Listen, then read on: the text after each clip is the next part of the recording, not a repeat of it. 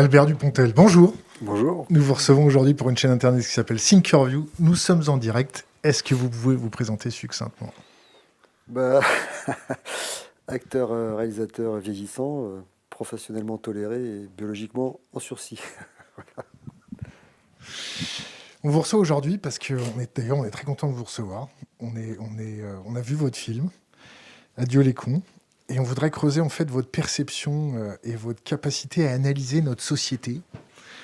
Parce que j'ai un copain réalisateur de cinéma qui m'a toujours dit que le cinéma, l'art, les artistes, c'est les saltimbanques, c'est eux qui piquent le peuple et qui réveillent leur perception sur la réalité. Comment vous percevez le 21e siècle avec le Covid, les problèmes de géopolitique, les problèmes d'énergie, les problèmes de politique qui nous gouvernent?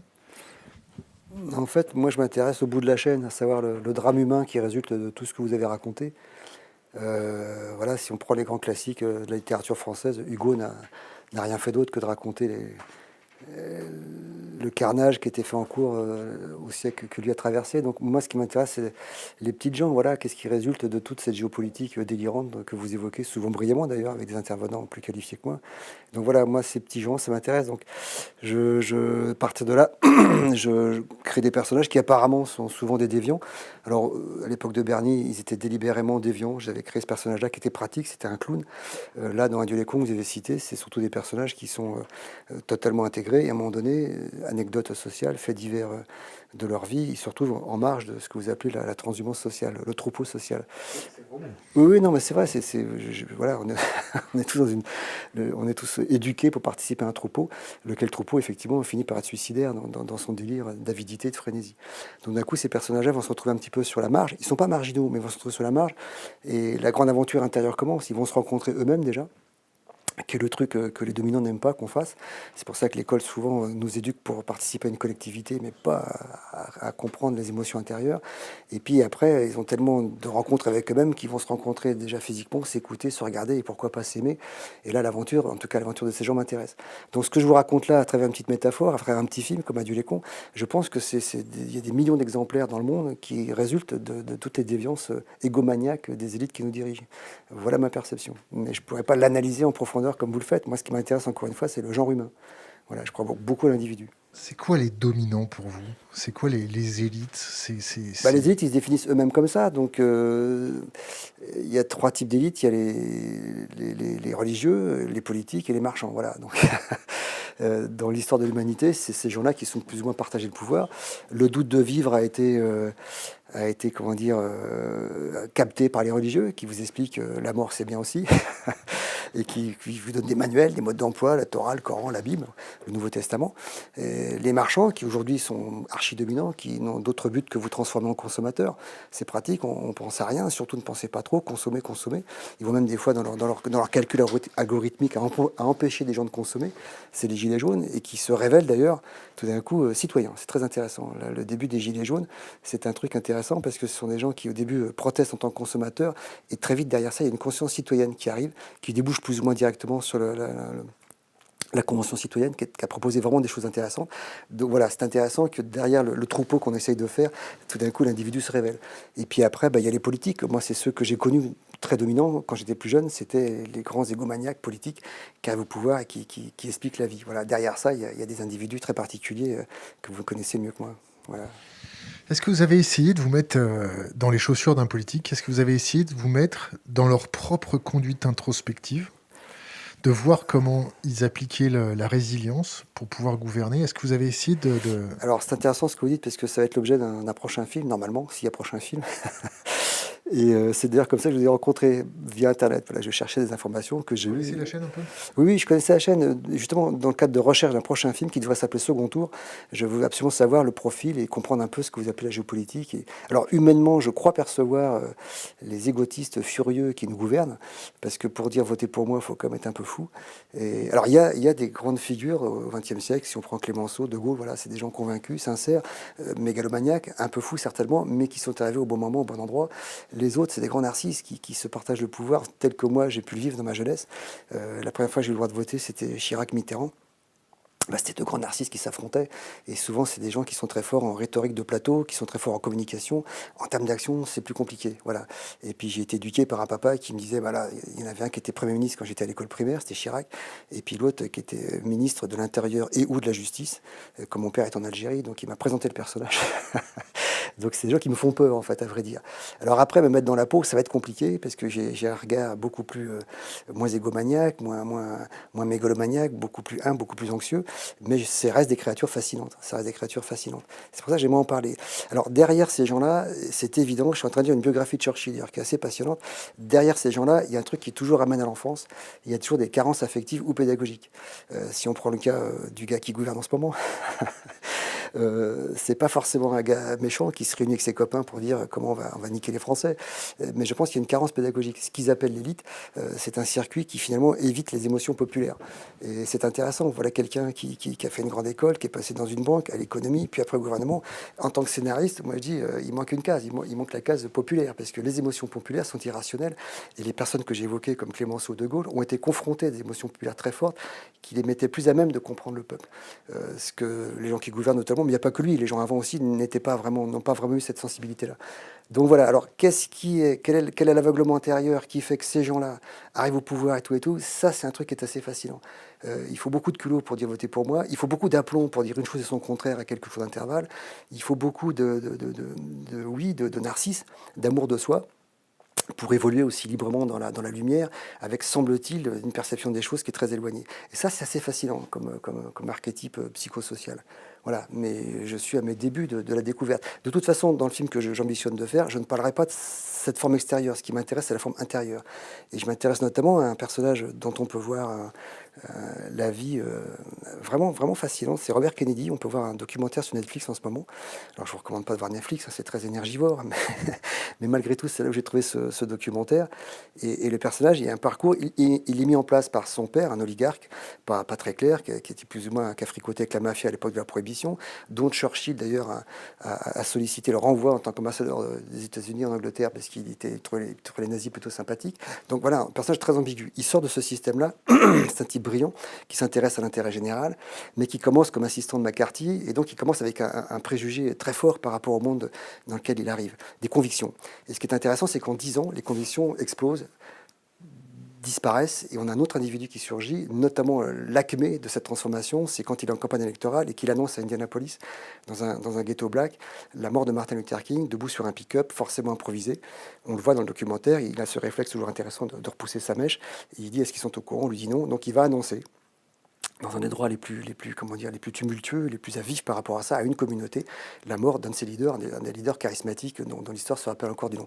Et il faut écouter les mots de ce personnage, il faut écouter sa conviction, il faut écouter la puissance d'une parole quand elle vient de quelqu'un aussi éveillé, aussi sincère.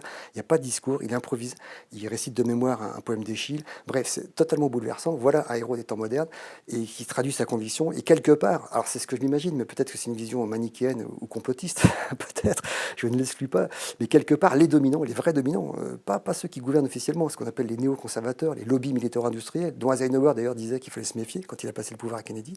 Ces gens-là prennent conscience du danger, parce que le mec est convaincu, il est convaincu et il convainc les gens. Et un mois après, je crois qu'il est assassiné. Et Romain Gary lui dit d'ailleurs 15 jours avant, vous savez qu'ils vont vous tuer. Et Kennedy dit oui, je le sais. Donc il y a dans ce personnage, voilà, alors je sors ce personnage comme une dystopie. C'est pas du tout le commun des mortels des politiques dont vous parlez.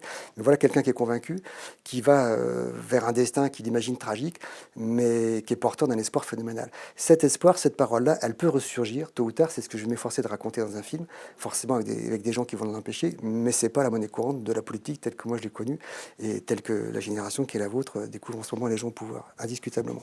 Voilà, d'où l'intérêt de ce personnage. Ouais, excusez-moi cette parenthèse sur Kennedy. Pas de problème. On vous conseille un bouquin ou des bouquins sur la biographie de Hoover. Oui, bien sûr. Ouais, Edgar Hoover. Ouais, c'est riche en enseignements. Il y a le bouquin de Duguin, La malédiction d'Edgar, qui est vachement intéressante aussi. Ouais. C'est exactement celui-ci. Ah ouais, mais je connais bien Marc Duguin, qui m'en a parlé longuement. Il y a plein de choses à raconter, Duguin. Celui-là est magnifique. On va vous enchaîner sur une autre question. La société de surveillance qu'on voit à l'heure actuelle, vous la percevez comment, vous ? C'est très... comment vous dire, ça c'est très, voilà, vous parlez d'Adieu les cons. Adieu les cons, c'est quoi le message d'Adieu les cons? J'aime pas dire ça, mais c'est la difficulté de s'aimer dans un monde répressif et anxiogène. Et la surveillance technologique, dont vous êtes quelque part féru et vous maîtrisez infiniment mieux que moi, et ben voilà, c'est extrêmement anxiogène. Il y a pas longtemps, je fais une pétanque avec des copains. On a le portable avec nous, mais qui est pas allumé. Et le lendemain, sur YouTube, j'ai des pubs pour la pétanque. Voilà, tu te dis, alors, qu'est-ce qu'ils font? Alors, ils écoutent. Ça me paraît très bizarre. Donc, je pense pas qu'il y ait des mecs avec des casques, mais il y a des algorithmes qui relèvent des mots, des expressions et qui nous orientent vers une possibilité de consommation. Donc, c'est une écoute, oui, c'est extrêmement anxiogène. Comment dire, c'est indécent, c'est obscène. Je me sens pas à l'aise par rapport à ça. Le problème, c'est que j'arrive pas à m'en passer.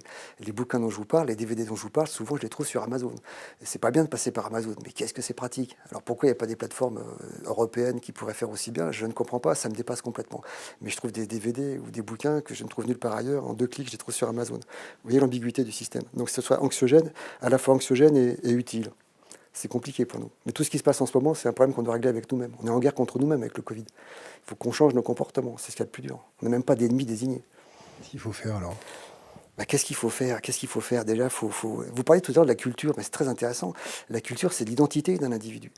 Effectivement, des artistes sont venus, et des grands artistes, hein, je ne parle pas de moi, ça va de soi, mais qui ont montré, plutôt que la laideur, la beauté du monde. Les marchands nous montrent la laideur du monde et nous transforment quelque part en consommateurs, ce qu'on a de plus laid dans notre comportement social. Alors que oui, la culture, les beaux films, les grands bouquins, les Hugo, les Flaubert, les Balzac, le cinéma français de la grande époque, les années 30, les musées, le Louvre, le plafond de la chapelle Sixtine, il y a des gens qui ont été là, Mozart, Bach, Beethoven, que sais-je, il y a des gens qui ont été là pour dire on n'est pas que ça, on n'est pas que ce petit animal qui cherche qu'à boire, à manger et copuler, on est plus que ça. Vous écoutez certains morceaux de musique, je ne suis pas féru, je ne suis pas un mélomane, mais il y a des morceaux de Mozart, par exemple, je me dis il y a forcément autre chose que ce que je suis, quelque chose que je ne peux pas capter, que je ne peux pas voir, mais il y a forcément autre chose, parce que voilà, tout d'un coup, il y a un médium, c'est Mozart. Et pareil quand je dis Hugo, pareil quand je lis des tas de choses même plus récentes, plus contemporaines, et les films, j'en parle même pas. Les voyages que j'ai faits en tant qu'enfant ou adolescent perdu dans un monde que je ne comprenais pas et que je ne comprends toujours pas, j'ai parfois eu des entrevues de lucidité grâce à certains films. Donc voilà, la solution, l'éducation est une énorme solution. Énorme. Aujourd'hui, vous éduquez les gamins différemment de ce qui se passe aujourd'hui. L'éducation classique, l'éducation dans la compétition, l'éducation dans la rivalité, l'éducation traditionnelle que j'ai connue, qui était encore pire dans les années 70, je ne sais pas s'ils ont fait des progrès. Le fait de noter les gamins, c'est une erreur de noter. Tout le monde note tout le monde aujourd'hui. Les profs sont notés, ils notent les gamins, on note le taxi, on note l'hôtel, on vous note vous, enfin, c'est complètement con.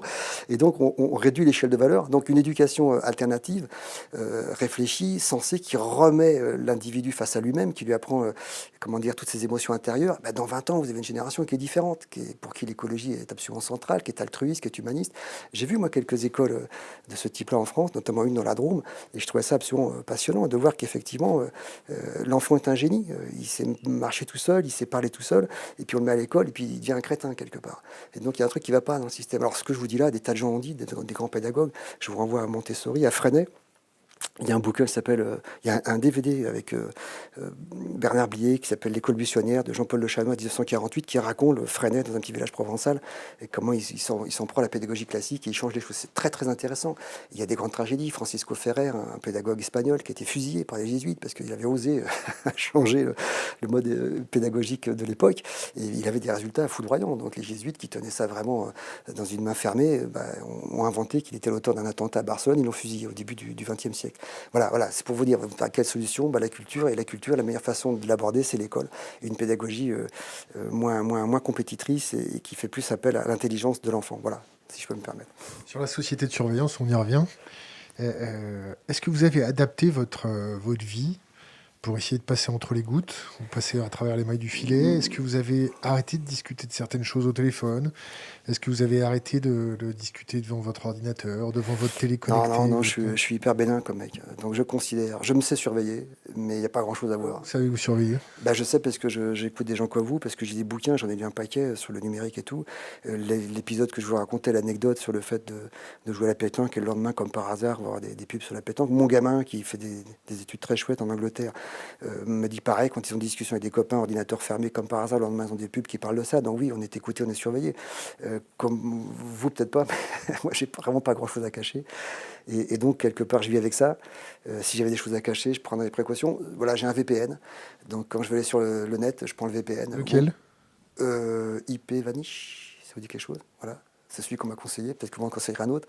J'ai comme un informaticien qui me tient au courant des risques que je prends. Donc je suis conscient de ça, mais encore une fois, j'ai pas grand-chose à cacher. C'est bien bénin ce que j'envoie comme SMS ou comme mail.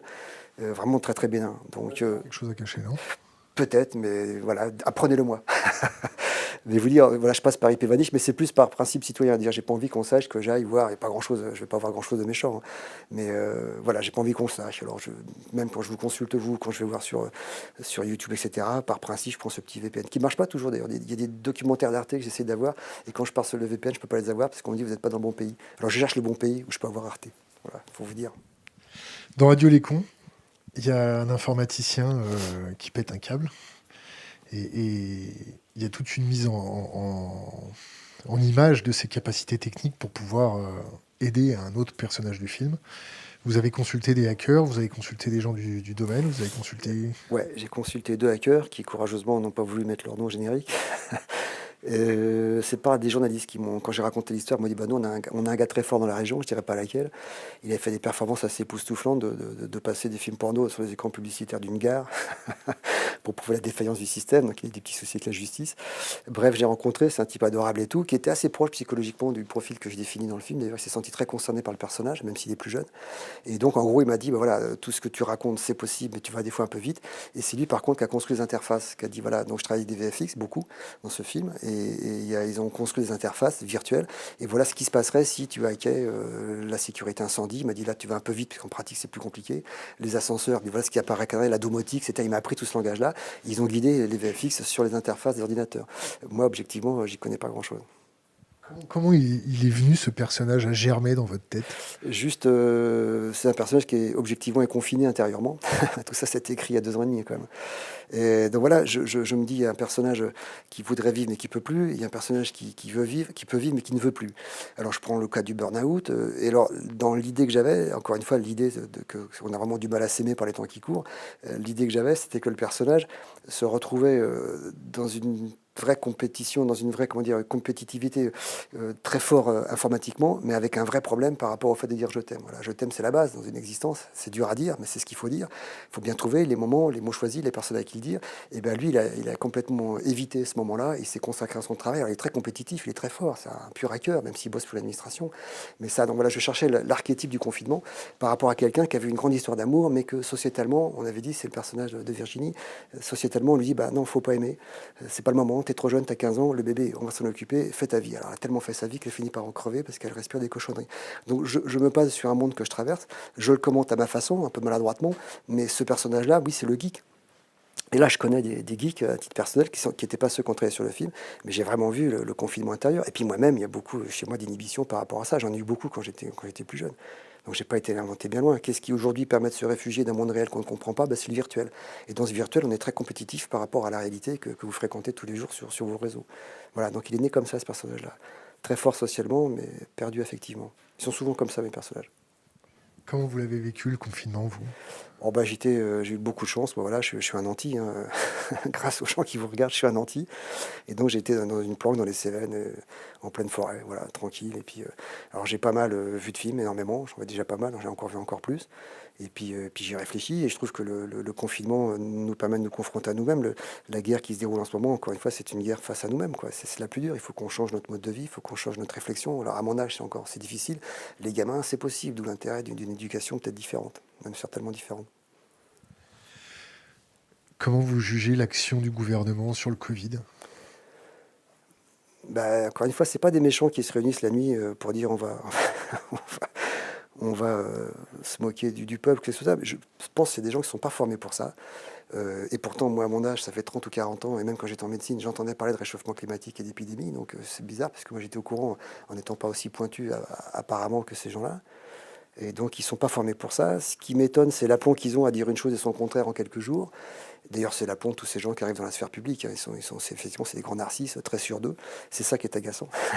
Ils n'ont même pas l'humilité de dire excusez-nous, on ne sait pas. Excusez-nous, on n'a pas de masque, c'est pas de notre faute, on va en faire. Ils disent c'est pas utile. C'est là où ils sont, de mon point de vue, ils sont répréhensibles. Et puis, c'est des gens brillants, mais pas forcément intelligents. Voilà. L'intelligence, si je prends par exemple dans mon métier, vous avez un scénario, comme eux, ils ont un plan, ils ont un programme, ils ont plein d'algorithmes, tout ça, par rapport à l'économie. C'est Macron, a priori grand technocrate, brillant, etc. Start-up nation, compétitivité internationale. Bon, c'est ses algorithmes, c'est son schéma, c'est son scénario. Et puis, moi, je tourne ce scénario-là, j'arrive au montage, et puis les rushs, ils sont pas bons. Alors, quand les rushs, ils sont pas bons, il faut changer. Et j'ai le sentiment qu'eux, ça fait 3 ans que les rushs, ils sont pas bons. Mais ils veulent pas les changer. Et c'est ça qui m'étonne. Parce que c'est l'occasion de changer. Et puis, quelque part, ils ont les excuses de dire c'est arrivé à. Personne n'a vécu ça. Donc, on débute, on a le droit, on va débuter tous ensemble. Donc, je comprends pas quand ils remettent les pesticides en service, alors qu'ils peuvent trouver des milliards et des milliards pour des banques, mais ils trouvent pas quelques millions d'euros pour la filière de la betterave. Voilà. Alors ça, en tant que citoyen, ça me choque. Alors après, dès que je m'approche d'eux, j'en connais quelques-uns qui sont proches du pouvoir, ils ont une rhétorique implacable, donc je m'efface devant cette rhétorique. C'est Mais quoi la rhétorique? bah, la rhétorique, c'est l'algorithme, c'est le calcul, c'est oui, si on met de l'argent là, on en perd par rapport au sanitaire, etc. Mais ils ont trouvé des centaines de milliards pour récupérer les banques en 2008. Et puis là, ils sont en train de réinjecter beaucoup d'argent dans le système, vous connaissez ça mieux que moi. Donc je ne comprends pas d'un coup, si vraiment ils avaient une conviction écologique, ça serait tolérance zéro par rapport à la remise en route des pesticides. Et comme ils n'ont pas cette conviction, bah, ils remettent les pesticides parce que la filière betterave, ils n'ont pas trouvé l'algorithme parfait pour trouver des sous pour la betterave. Il faut évidemment aider ces gens-là aussi. Mais dans mon idée, je me fais du politique idéal, c'est le gars qui dit tolérance zéro par rapport à ça, on ne viendra pas là-dessus, on va protéger les écosystèmes. Et comme on est super fort en économie, vous inquiétez pas, on va trouver des sous. D'ailleurs, comme ils sont en train d'en trouver pour relancer l'économie. C'est ce qui se passe avec le Covid, c'est comme si tout d'un coup, ces gens qui aiment bien qu'on joue au Monopoly disent on ne peut plus jouer au Monopoly, il n'y a plus de sous. Et là, ils en trouvent. Ils n'en trouvaient pas pour les gilets jaunes, mais là, ils en trouvent pour ce qui se passe en ce moment. C'est ça, j'arrive pas à les comprendre. Vous voyez, j'arrive pas à comprendre comment ils fonctionnent. Et encore une fois, le Covid est une occasion de changer pour ces gens-là qui sont encore jeunes. Et puis, on peut prendre le peuple à témoin, de dire voilà, il se passe un truc qu'on n'a jamais connu. Alors, on va tous se réfléchir ensemble. L'intelligence collective, j'y crois beaucoup. Et puis, on va changer les paradigmes. Mais ils veulent pas changer de paradigme. À peine sortis du confinement, ils reparlent de la réforme des retraites, etc. Je crois que c'est le MEDEF qui a dit il y a d'autres urgences. Pour que le MEDEF dise ça, c'est que vraiment, effectivement, il y a d'autres urgences. Voilà, donc je les comprends pas vraiment. Je comprends pas comment ils fonctionnent. Mais je prétends pas faire mieux. Je pense que la situation est très compliquée, objectivement. Voilà. Comment vous voyez la situation se déployer à 3 à 5 ans? Ah, alors au début, je me disais, il y a une prise de conscience très forte, les choses vont changer. Je l'espérais. Là, je pense que le monde d'avant va mettre beaucoup de temps à disparaître. Alors, parce que c'est une course entre la bêtise humaine et la nature. La nature est très contrariée. On devait se voir dans le sud de la France, on n'a pas pu, il y a une tempête colossale. Le Covid, il fait 40 degrés maintenant tous les étés. C'est effectivement une canicule qui est quasiment rituelle. Donc c'est une compétition. Voilà, beaucoup de gens sont passés chez vous en disant qu'elle était perdue. J'espère qu'ils ont tort. En tout cas, On dit aussi que on pouvait se battre. on pouvait se battre, ouais. Mais c'est pas le sentiment que les gens qui gouvernent donnent, justement. Ils sont plus dans une sorte justement, de transhumance suicidaire. On continue à amener le troupeau dans le mur parce qu'on n'a pas d'autre solution. Et pourtant, les solutions, elles existent, justement. Des gens sont passés chez vous, l'ont expliqué assez clairement. Donc moi je vois pas le truc, je suis embêté parce que moi je commence à être vieux, quelque part je m'en fous, je me dis bon, 56 ans, faut pas déconner. ouais mais je commence à être vieux, je veux dire, j'ai vraiment ma génération, on a du bol, parce qu'on a moins que celle des années 60, mais enfin qui avait 20 ans des années 60, mais on a du bol. Par contre j'ai des enfants quoi, donc je sais pas quoi leur dire. L'éducation c'est sûr, voilà, à titre personnel, voilà, je peux vous expliquer l'organisation, les éducations alternatives j'y crois beaucoup, mon grand garçon qui fait des études brillantes et tout, a fait une école alternative, le tout petit qui est arrivé fait une école alternative, voilà je crois beaucoup à ça, je crois beaucoup que l'école, mes déviances d'adultes, à mon avis, viennent de mes carences pédagogiques. Voilà. Et pourtant, j'ai été éduqué, j'ai été aimé, etc. Mais il y a des carences pédagogiques. Voilà. Et le système, encore une fois, de cette putain de compétition, il y a une phrase de Laborie qui dit l'intelligence se fout de la compétition. Et c'est totalement vrai par rapport à ça. Quoi. Et l'école nous met là-dedans. Et donc forcément, dans une compétition, il y a un vainqueur, il y a beaucoup de vaincus. Donc c'est une façon de raisonner qui est totalement absurde. Donc voilà, alors, si d'un coup de baguette magique, je pouvais interférer, ben, je dirais, voilà, proposons aux instituteurs ou ceux qui veulent venir instituteurs deux types d'éducation, l'éducation classique pour rassurer les élites bourgeoises qui veulent un système élitiste, que mon fils soit le meilleur, ce qui est un peu absurde, parce que le meilleur c'est ce qui fait fondre la planète quelque part, et proposons une éducation alternative. Il y en a vraiment des écoles très très chouettes, hein, de plus en plus en France, et qui amènent des gamins différents. Et là dans 20 ans, vous avez des gamins qui raisonnent totalement différemment, y compris les gamins des ZEP. Voilà, de mettre la religion à distance, de mettre la consommation à distance, de mettre l'écoute de l'autre à distance. J'ai vu des écoles où dans le cahier des charges, il fallait que 20% des effectifs soient des gamins handicapés. Il n'y a pas mieux pour apprendre à lutter contre les différences que dès l'éducation, dès des gamins de 5 ans, de voir qu'il y a un gamin qui n'est pas tout à fait pareil, mais la conscience est là. Vous prenez... Alors, je crois beaucoup à ce système-là. Et je parlais de Freinet, je parlais de Francisco Ferrer, je parlais de Montessori. Voilà, ils ont existé, ces gens-là. Et souvent, ils ont eu des destins tragiques pour Francisco Ferrer. Voilà, donc c'est toujours pareil entre la pédagogie. Beaucoup de gens ont compris que c'est très important. Et voilà, si tant est qu'il y a c'est pas comme ça que je vois l'avenir, mais si tant est qu'il y a une chance, à mon avis, c'est là qu'il faudra travailler beaucoup, beaucoup, beaucoup. Voilà. Socialement parlant, vous voyez ça comment se déployer? Est-ce que ça va être 1 million de gilets jaunes par an pendant les 3 prochaines années, comme Macron nous a dit, c'est-à-dire 1 million de chômeurs par an, pendant minimum 3 ans? Est-ce que vous voyez des révoltes sociales, Moi, j'ai toujours vu la révolte sociale. Quand j'étais môme, j'ai grandi en banlieue, mon père était médecin, et il me racontait ce qui se passait déjà dans les quartiers, Chanteloup-les-Vignes, etc. Et je parle de ça il y a 40 ans. Donc elles ne font que s'amplifier. Je reviens au niveau culturel. Le problème, c'est que maintenant, on ne partage plus la même culture, indiscutablement. La pauvreté, la mondialisation a créé un repli identitaire très fort du communautarisme. Et donc forcément, on ne partage plus la même culture. Et plus partager la même culture, c'est ne plus avoir la même identité. Vous voyez, c'est même pas une question. Enfin, vous voyez ce que je veux dire. Ça, par contre, ça, je l'ai vu, hein, vraiment. Et ça m'inquiète, parce qu'évidemment, il y a des gens qui raisonnent totalement différemment. Totalement différemment. Je ne sais pas comment j'apprends de l'avenir. J'ai toujours appréhendé, mais j'apprends encore plus, surtout pour mes gamins, encore une fois. Je ne sais pas ce qui va se passer. Les tensions se multiplient. Là, il n'y a pas longtemps, maintenant, on voit que les mecs attaquent les flics sans aucun problème. Les institutions se sont tellement dédouanées derrière les dernières décennies qui sont passées que, évidemment, je vois des gens qui ne croient plus du tout aux institutions et qui n'ont même plus le respect de l'institution. Moi, je me suis toujours méfié des institutions, mais je les respecte parce qu'elles me font peur. Là, elles font même plus peur. Donc, c'est en train de dégénérer. J'ai un sentiment. Voilà. Mais encore une fois, moi, je suis un anti, donc je me protège de tout ça. Par contre, je sens la menace, ouais, absolument, absolument. les violences policières? Vous en avez vu, vous en avez pas vu, vous en avez vu sur Les violences Internet? policières, la tragédie de l'histoire, c'est qu'elles se répètent. Un pays qui se tient sage. Un pays qui se tient sage, c'est un pays qui s'exprime pas. Il y a une nuance entre les violences policières et quelqu'un qui s'exprime. Pourquoi faut-il, dans les démocraties modernes, aller dans la rue pour se faire entendre? Déjà, il y a un problème. Vous êtes hyper connecté. J'arrive pas à comprendre qu'en tant que consommateur, je sois sollicité 100 fois par jour sur ma tablette ou mon smartphone, et qu'en tant que citoyen, je suis consulté une fois tous les 5 ans pour des gens qu'on nous présente.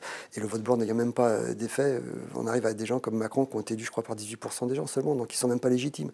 Donc voilà, tout d'un coup, on ne croit plus aux institutions, on ne croit plus à la démocratie, et ça crée justement le repli identitaire que j'évoquais, avec tout d'un coup des gens qui partent dans tous les sens. Donc pour ça l'intérêt du prochain film que je voudrais faire.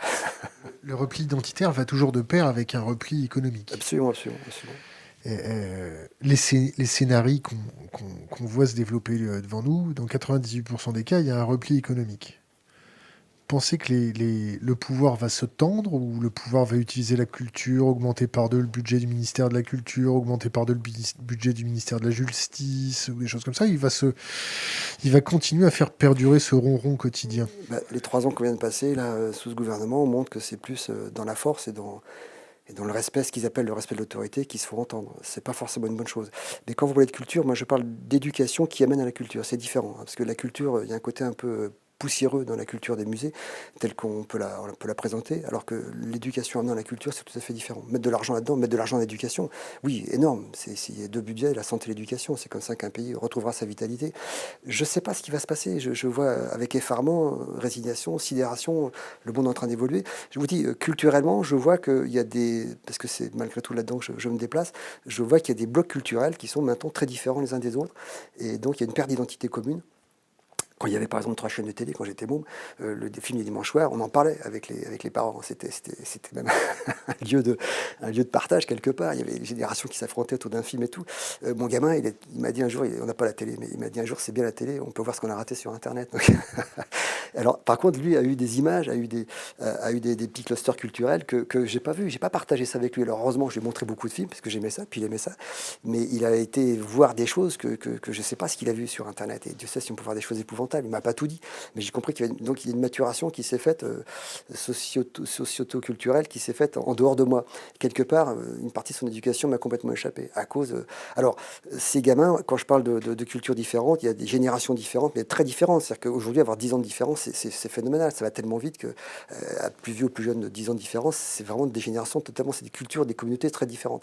Ce qui va se passer, j'en sais rien. Évidemment, il y a un appauvrissement de la planète, mais est-ce que c'est un appauvrissement? Est-ce que c'est pas plutôt le jeu auquel on veut faire jouer les gens qui finit par s'appauvrir et se tarir? Il faut trouver une autre source de communication que l'argent. Il faut trouver une autre source de parler aux gens. J'aime pas dire dominer, mais de dominer les gens. C'est ce que les dominants aiment bien, mais autre que l'argent. L'argent commence à être une valeur totalement périssable et périmée. Donc je ne sais pas vraiment ce qui va se passer. J'aimerais vous répondre, mais j'en sais rien. Je suis dans l'expectative. Vous votez? J'ai jamais voté pour les raisons que j'ai évoquées tout à l'heure. J'ai toujours vu des grands égos qui m'ont toujours fait peur. Chirac, Mitterrand pour la première fois. Et puis après, j'ai surtout vu un vote par défaut. Chirac, Le Pen, tout ça. Je me sentais vraiment pas concerné. Alors, c'est pas que je me sens pas concerné par la politique. Mes films peuvent quelque part en témoigner. Parce que je parle des gens. Donc, quelque part, dès qu'on parle des gens, dès qu'on prend une cause, surtout des petites gens, quelque part, on fait de la politique. Mais eux, ce qu'ils font, c'est qu'ils politisent la parole publique. Et ça, c'est très différent. Vous voyez, l'écologie, par exemple, c'est un truc bizarre. Il faut être de gauche, a priori, si les gens de gauche sont écologiques. J'arrive pas à comprendre pourquoi. Le bateau coule et il faut que ce soit des gens de gauche qui aillent réparer la coche. Je ne comprends pas. L'écologie, c'est un problème qui n'a pas de raison d'avoir une parole politique. Non, c'est l'écologie, ça concerne tout le monde. Justement, ça va être un sujet neutre. Et il se trouve que les grands narcisses qui veulent ce pouvoir ou qui aiment bien se mouvoir dans la sphère publique politisent cette parole. Du coup, l'écologie, c'est les gens de gauche supposés. Bon, je ne comprends pas cette façon de voir. Voilà, bon, donc le vote m'a toujours paru... j'ai toujours été perplexe devant le vote. Voilà. Dans Radio Les Cons, vous, vous abordez le problème de la maladie professionnelle, de comment l'administration peut vous aider dans la recherche d'un dossier, ou les limbes de l'administration. Est-ce que vous avez consulté des inspecteurs du travail, des médecins du travail? Est-ce que vous avez... comment vous avez préparé le dossier de la maladie professionnelle? Alors, d'abord, j'ai traîné en médecine pendant longtemps. C'est ça? J'ai fait 5 ans, ouais. 5 ans, neurochirurgie? Non, j'étais externe et j'ai fini par être viré d'un sas que je venais pas. Parce que vous alliez trop au cinéma, c'est ça? Pardon? Vous alliez trop au cinéma. Voilà. Enfin, j'étais très absent du service de Le nom neurochirurgie. du patron, c'était qui? Il s'appelait le professeur Aboulker. C'est un grand professeur, hein. Je ne dis pas du mal de lui, mais j'étais pas beaucoup présent, donc mon stage n'a pas été validé. Et donc, voilà. Mais c'est vrai que je comprenais pas... Enfin, je comprenais mon éphémérité, elle était flagrante, mais je comprenais pas du tout, encore une fois, la réalité. Je la comprenais mieux dans l'imaginaire, au cinéma. Donc, j'avais déjà entendu parler beaucoup de ces maladies professionnelles, notamment, je me rappelle, des ébénistes qui souffrent beaucoup de cancer du sinus. Et je parle de ça il y a 40 ans. Hein. Maintenant, c'est le pancréas chez les agriculteurs à cause des pesticides. Donc voilà, la façon de travailler, excessive, délirante, souvent crée des maladies professionnelles. Je parle même pas du stress. C'est ce que mon pauvre JB est victime de ça, parce que tout d'un coup, il finit par être en pleine dépression. Et donc, effectivement, les maladies auto-immunes, avec les lacs, les coiffeurs peuvent choper ça. Alors, on n'est pas égaux, c'est comme devant le Covid, on n'est pas égaux. Il y a des gens qui réagissent très fort, qui ont une réponse immunitaire très forte, et puis des gens qui ont une réponse asymptomatique, ce qui est, heureusement, pour l'instant, la majorité des gens, ce qui n'empêche pas de contaminer autrui. Et donc voilà, donc je me suis renseigné, bien sûr, j'avais cette connaissance-là. Et plus précisément, j'ai même été au ministère de la Santé. J'ai rencontré même le directeur de la Santé de l'époque, qui gentiment m'a reçu. Il m'a raconté 2 choses. Il m'a raconté que les informations qu'ils avaient sur la santé publique venaient beaucoup des lanceurs d'alerte, parce que les laboratoires et tout, on sait que c'est un monde assez, pas lobbyisé, mais enfin qui est assez contrôlé, et c'est pas eux qui vont dire le médicament va pas bien, donc c'est beaucoup des lanceurs d'alerte, et informatiquement, il m'a dit effectivement, la vie de tout un chacun est forcément répertoriée dans plein de fichiers, et si on s'amuse à communiquer le tout, en quelques clics, on peut savoir qui vous êtes, et votre passé, etc. Voilà, donc j'ai eu ces informations-là, et c'est quelqu'un d'adorable d'ailleurs, que j'ai revu par la suite, il a vu le film, il a validé beaucoup d'aspects du film, mais voilà comment j'ai abordé le projet. Vous n'avez jamais vu tourner le moteur de recherche de la DCRI ou... Non. On ne m'aurait pas laissé le faire, je pense pas. Mais j'y connais pas grand-chose, donc je suis venu avec des préjugés, mais qui étaient des préjugés qui étaient effectivement en application dans le système actuel. Le suicide au travail, c'est aussi un sujet qui vous a marqué, non? Bon, c'est le burn-out, hein. C'est tout d'un coup... Le suicide au fusil de chasse quand même dans une administration, c'était quand même bon, ça. Il dit qu'il veut marquer le coup, c'est ce qu'il dit naïvement, il dit je veux marquer le coup, je m'excuse pour les dégâts que je vais faire, etc. Il y a dans la démarche du personnage, il y a quelque chose de pathétique, il n'est pas du tout habilité pour le monde qui arrive. Courageux, non? Comment? Courageux? Oui, courageux, un peu naïf aussi, pathétique. Pas courageux, je sais pas. Oui, peut-être courageux. C'est courageux quand même de se mettre un coup de fusil de chasse. C'est surtout très bête, mais il va le découvrir après que c'était très bête. Mais pour faire chier sa hiérarchie. Oui, voilà, mais c'est dit d'une façon très, très modeste et très pathétique. C'est pas un acte héroïque, c'est ça que je veux dire, quoi. Il s'agit pas de mettre en évidence le suicide, c'est un acte... Voilà, le système l'a rendu tellement con, puisque ça s'appelle il est con, qu'il finit parce qu'il a pas son boulot par poser cet acte complètement absurde.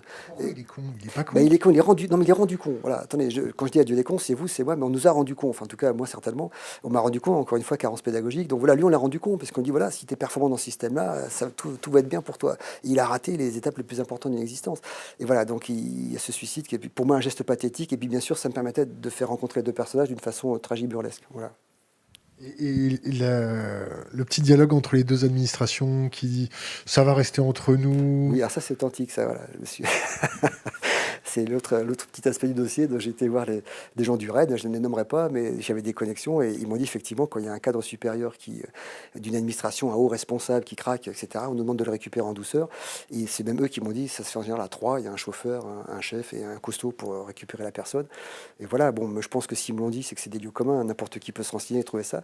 Ils m'ont dit qu'un jour, d'ailleurs, au RAID, il y a eu enfin, je pense qu'on ne révélait rien du tout, mais il y a eu, au cours d'exercice, il y a eu un burn-out d'un des gendarmes et qui a tiré sur un collègue. Il est passé en correctionnel à 4 h du matin pour pas que ça se sache. Donc, vous voyez, tout à coup, le système peut s'arranger pour camoufler. Par ailleurs, c'est des mecs très courageux, j'ai beaucoup de respect pour eux. Les mecs du GIGN aussi, souvent j'ai été les voir. C'est ça qui est assez bouleversant dans le monde qu'on traverse, c'est qu'il y a beaucoup de bonne volonté, mais elles ne sont pas forcément orientées dans les bons sens, quoi. Dans les manifs, je pense qu'il y a beaucoup de CRS qui préfèrent faire autre chose que de taper sur les manifestants. Maintenant, il faut qu'ils bouffent, il faut qu'ils aient la force d'enfant, etc., etc. Et c'est là où le système est pervers. Parce que quand je vois une manif, je vois des pauvres qui tabassent des pauvres pour protéger des gens infiniment plus puissants et qui n'ont même pas à subir les conséquences de ça. C'est une vraie tragédie. Voilà. Alors c'est peut-être là où la démocratie devrait se moderniser et changer cette façon de faire. Mais quand on regarde l'histoire de France, ces schémas existent depuis très longtemps, quoi. Notamment les Misérables du goût, quoi. Comment vous percevez les attaques terroristes? Les attaques terroristes, ça me terrorise. De ce côté-là, ils ont réussi. Euh, Un individu ne peut pas être qu'un consommateur. Voilà. Et au Bataclan, par exemple, parmi les terroristes, il y avait un chauffeur de bus. Donc voilà, c'est quelqu'un de la RATP, c'est quelqu'un qui a fait ses études en France, qui est français, qui a fait ses études en France, et qui, à un moment donné, est tellement perdu dans son existence qu'il va dresser l'oreille à des propos complètement dingues et qui va faire qu'il a ce comportement complètement dingue. Alors ça, c'est intéressant. Enfin, c'est intéressant. C'est comment justement, encore une fois, un système éducatif a pu passer à côté à ce point-là dans son éducation pour que quelqu'un soit perdu, même devenu adulte, même intégré dans un système. Je crois qu'il était chauffeur de bus à la RATP. Et pour que tout d'un coup, cette parole-là, qui vient de loin, qui est une interprétation délirante d'un texte religieux, comment il peut y être sensible pour passer à l'acte? Donc le problème, encore une fois, je ramène ça au tout départ. Quelle est l'histoire de ce personnage pour qu'il arrive à ça? Après, le terrorisme, moi je trouve que les vrais coupables, les barbares, ils existent à toutes les générations. Quand par exemple l'administration Bush va en Irak pour un prétexte qui est fallacieux, pour des histoires de faire marcher leur fameux lobby militaro-industriel, le pétrole, etc. Ils ont un pays qui est sous une dictature effroyable, c'est entendu. Ils auraient pu faire sauter le mec avant, ils ne l'ont pas fait, pour des raisons géopolitiques qui ne sont pas forcément absurdes d'ailleurs, puisque le pays restait stable. Ils reviennent pour des raisons, alors pour le coup, qui sont totalement absurdes, qui sont économiques. Ils mettent le chaos dans le pays. Il n'y a pas l'administration Bush, il n'y a pas Daesh. Vous comprenez le truc. Et ce que je ne comprends pas aujourd'hui, c'est que les gens qui sont responsables de ce qui s'est passé au Bataclan, c'est l'administration Bush. Il y a un juge londonien qui a dit qu'il faudrait juger Tony Blair et Bush. Vous comprenez ce que je veux dire? Donc le système, il est complètement dingue. C'est que vous avez aujourd'hui des gens qui ont généré un chaos géopolitique phénoménal qui fait que des barbares qui existent à toutes les générations, tout d'un coup des barbares s'expriment et ces barbares portent la parole, qui fait que le seul pays d'ailleurs qui n'a pas participé à la guerre, c'est les Français, entre autres, qui sont victimes de cette parole-là. Donc si on remonte, comment dire, l'origine de la criminalité, moi, c'est du côté de l'administration Bush que je suis choqué de leur comportement et de ce qu'ils ont fait, et le chaos qu'ils ont généré. Et même si on reprend encore une fois l'histoire de l'humanité, le XXe siècle, il n'y a pas la crise de 29, il n'y a pas Hitler au pouvoir. Et la crise de 29, c'est déjà du capitalisme délirant. C'est déjà un système capitaliste qui n'a même pas les protections que Roosevelt a inventées par la suite. Ça s'appelle le Stieglas Act, un truc comme ça. Le Stiegel Act. La Stieglas, voilà. Et Séparation des banques d'affaires. voilà, ça c'est Roosevelt qui l'a fait. Mais après coup, à l'époque, il y avait un mec qui s'appelait Hoover, mais alors c'était pas Edgar, c'était Herbert Hoover, c'était un autre président de la République qui d'ailleurs est prévenu quand les taux d'intérêt des banques ont commencé à baisser, qui a prévenu les banques à arrêter et les gens ne font que spéculer. Catastrophe, c'était en 27, il a prévenu. En 29, il y a le crack boursier. Le crack boursier, qu'est-ce qui se passe? C'est un truc en pyramide complet sur les économies européennes. Et tout d'un coup, 3 ans après, 4 ans après, Hitler est élu. Les Américains retirent leurs avoirs dans un pays qui est déjà en souffrance à cause du traité de Versailles. Et tout d'un coup, la misère s'installe, que vous avez écouté tout à l'heure, les barbares s'expriment.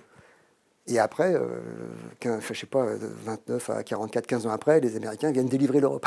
Mais si on remonte le schéma, c'est un égo humain capitaliste à vie. Je ne parle même pas de la culture américaine, c'est pas ça qui est en cause. C'est l'égo humain qui tout d'un coup s'exprime dans une déviance, qui est le capitalisme sauvage, qui crée cet effet domino et qui crée un chaos mondial. Et on retrouve ça avec ce qui se passe avec le terrorisme, puisque c'était ça l'origine de votre question. Donc voilà, quand on regarde n'importe quoi au niveau de l'histoire, on se rend compte qu'il y a toujours un égo humain qui est fou. Là, l'égo humain est complètement fou au point qu'on a bouffé des chauves-souris, des pangolins. Et donc on est en train de, de bouffer la planète. C'est la Troisième Guerre mondiale qui a commencé sitôt que la Deuxième s'est arrêtée d'ailleurs. Notamment les nitrates qui servaient à faire des explosifs, ils ont servi à faire du glyphosate, ils ont servi à faire des pesticides ou des engrais. Ce qui servait à tuer a servi à nourrir. Ils sont fous plutôt que de passer ça aux... Enfin bref, voilà, donc on peut en parler longuement des déviances humaines. Mais quand on remonte à l'origine, on trouve toujours un égo humain qui est fou, qui est mal formé encore une fois. Voilà, qui est mal formé. Pour les prochaines élections, vous voyez Ah, qui arrive au pouvoir? je rêve d'un leader humaniste, altruiste, soucieux de l'intérêt général. J'ai peur qu'on se retrouve dans ce bipartisme de Macron face à un extrémiste populaire. Je ne sais pas quoi vous dire. Je ne vois pas vraiment de gens. Je trouve que Mélenchon est un mec intéressant. En même temps, des fois, il est un peu effrayant. C'est un grand narcisse aussi, lui aussi. Mais objectivement, c'est un très bon tribun, c'est un type cultivé, ce qui n'est pas si fréquent dans les hommes politiques. Bon voilà, je ne sais pas s'il franchira le Rubicon du premier tour. Je vois vraiment pas de leader. L'écologie, moi je trouve ça intéressant, mais j'ai l'impression que les gens, on a vu notamment la demande écologique des électeurs, quand on voit que les grandes villes qui sont passées justement c'est les écologies, mais je ne sais pas, est-ce qu'ils ont assez justement de compétition en eux pour se rentrer dans ce schéma-là, ou alors souvent les écologistes se tirent la bourre entre eux, c'est assez étonnant d'ailleurs. Mais voilà, ce serait peut-être bien qu'il y ait un grand leader qui porte ces valeurs-là, qui arrive peut-être, mais je sais pas, je le vois pas. Je le vois pas pour l'instant. Vous avez quel regard sur le traitement médiatique, sur les journalistes, sur comment l'histoire nous est contée? Alors moi qui commence donc à être vieux, j'ai vraiment vu la parole médiatique changer là, ces dernières années. J'ai vraiment le sentiment que tous ces organes d'information continue sont vraiment dans une parole unique, en fait, qui souvent va dans le sens du pouvoir. Ça, je suis très étonné parce que à l'époque où il y avait une télévision d'État, il y avait une contestation très forte dans la télévision d'État. France 2, enfin ça s'appelait Antenne 2 à l'époque, France 3, on sentait qu'il y avait un esprit critique très fort. C'est vraiment plus le cas dans ces chaînes d'infos. J'étais vraiment surpris.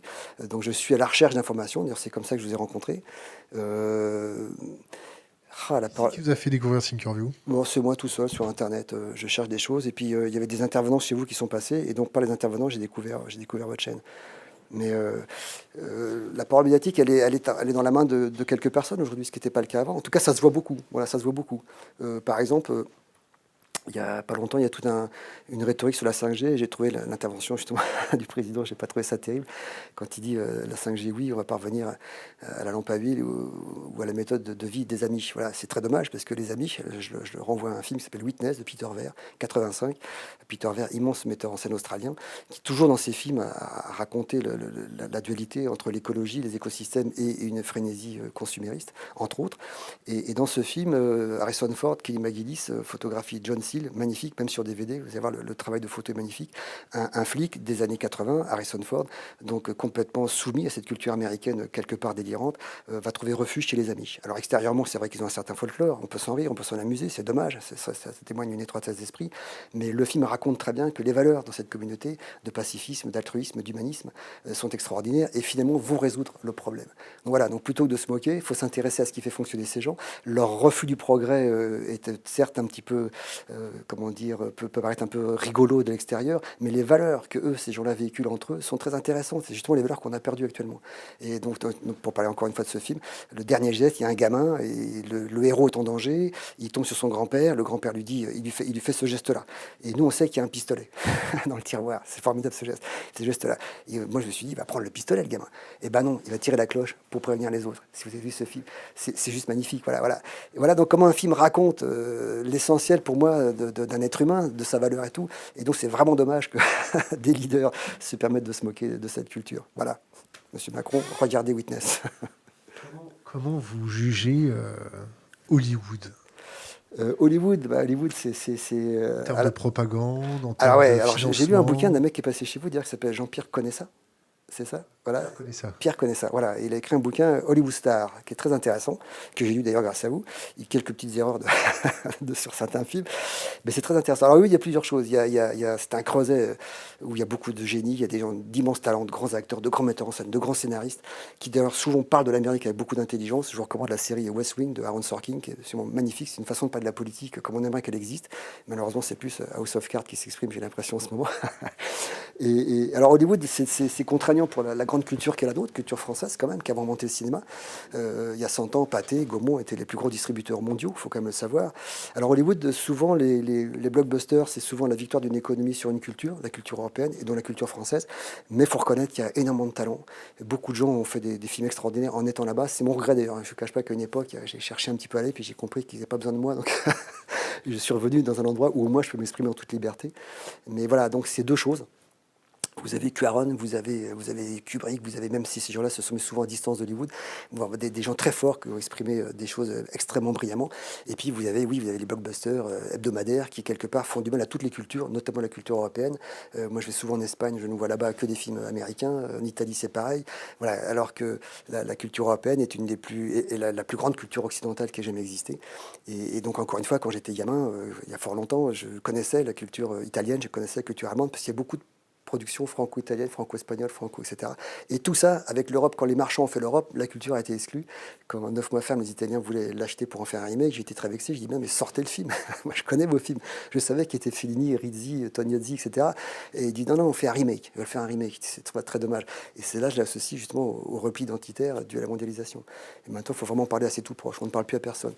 Mais voilà, donc Hollywood, mais correspond, la culture est à l'image d'une société. L'impérialisme américain, c'est un peu con de dire ça, mais la frénésie américaine de dominance s'exprime beaucoup par rapport à Hollywood. Il y a beaucoup de propagande dans Hollywood, bien évidemment, et surtout ce qui est terrible dans les grands films hollywoodiens, alors je parle des blockbusters, c'est qu'ils vendent une façon de penser, ils vendent un manichéisme dans lequel il y a un dominé, un dominé, et puis souvent on résout les problèmes par la force. Alors ça, c'est dommage de la part d'Hollywood. C'est pas ce qu'il y a de mieux chez Hollywood. Mais Hollywood a généré quelque part Terry Gilliam, a généré les frères Cohen, a généré beaucoup. Verhoeven a fait une carrière magnifique aux États-Unis. Revoyez Robocop. Une fois passé le cinéma d'action, vous voyez une vraie critique du monde que lui connaît et qu'il fréquente dans les années 80. Donc voilà, c'est quand même le creuset où il y a beaucoup de talent. Faut-il encore que ce talent puisse s'exprimer. Voilà comment je vois Hollywood. C'est le bouquin de Pierre Conessa, il est sympa, hein. Oui, il en a écrit Il, d'autres il, d'ailleurs, sont intéressants. il est très caustique.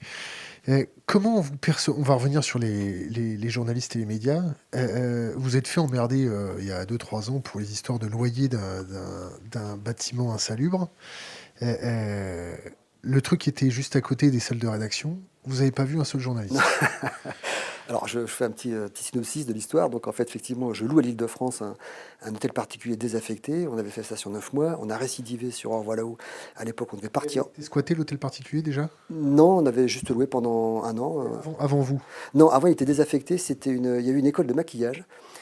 Qui était, en fait, le bâtiment était fermé depuis 2008. On les a sollicités en 2012. Ils ont été très réactifs. Vraiment, je remercie les administrations, notamment l'Île-de-France, quelle que soit la gouvernance, les gens qui s'occupaient de ça ont été très réactifs. Et donc, ils nous ont proposé ce lieu. Ils disaient, voilà, surtout filmez-le. Et ils voulaient faire un loyer gratuit. Et on ne voulait pas, parce qu'on emploie des gens pour les assurances, il fallait au moins qu'on ait un petit loyer. Donc, ils ont fait un loyer qui était ridicule, objectivement. Maintenant, le lieu 200 euros.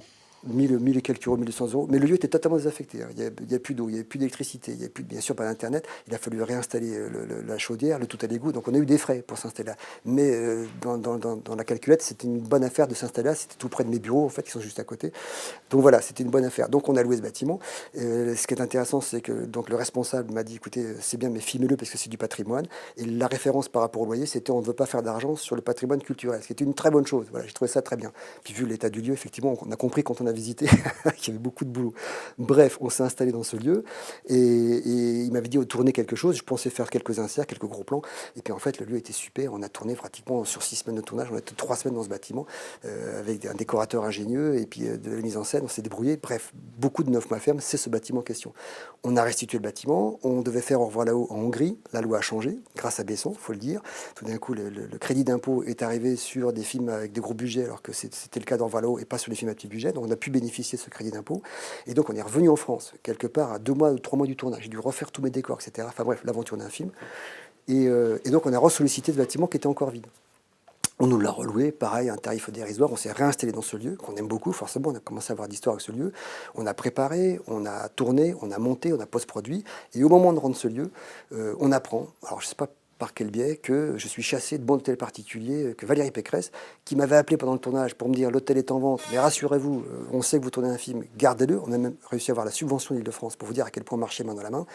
On apprend qu'elle m'expulse de mon hôtel particulier que je paierais un montant dérisoire. On apprend, c'est-à-dire dans la presse. Dans la presse. Ben, un soir, ça sort. Au début, Comment on il réagit s'appelle le pas. journaliste qui a écrit ça? Je sais pas. C'est un truc qui a sorti, peut-être que vous le retrouverez mieux que moi.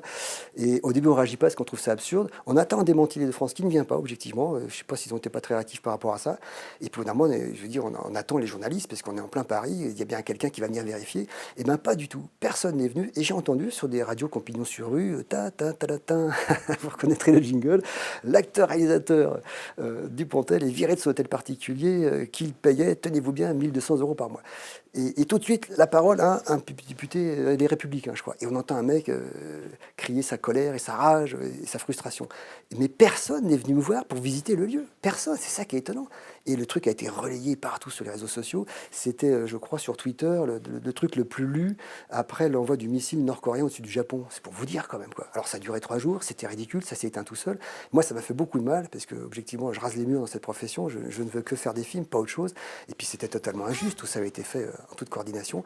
Et c'est là où j'ai vu effectivement que l'information avait beaucoup changé, que le clic était plus important qui était plus important que l'information. Je vous dis, on est en plein Paris, quoi. Il y avait encore les tables de montage, il y avait encore, puis le lieu est insalubre, il n'y a pas de salle de bain, il n'y a rien.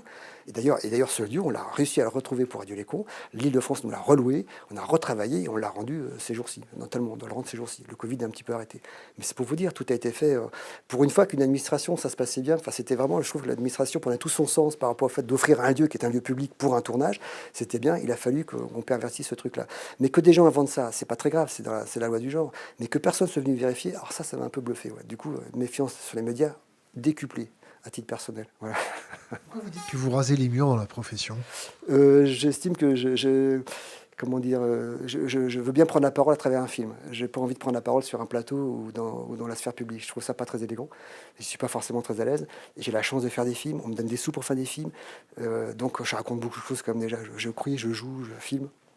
Si en plus il faut que j'aille raconter mon point de vue sur tous les plateaux, c'est un peu de la triche quelque part, c'est pas très élégant. J'ai pas envie de saouler les gens plus que ça, quoi. Donc voilà, on va être un petit peu peut-être battu par le Covid pour la sortie, mais au moins je trouve que le film c'est une façon élégante de s'exprimer.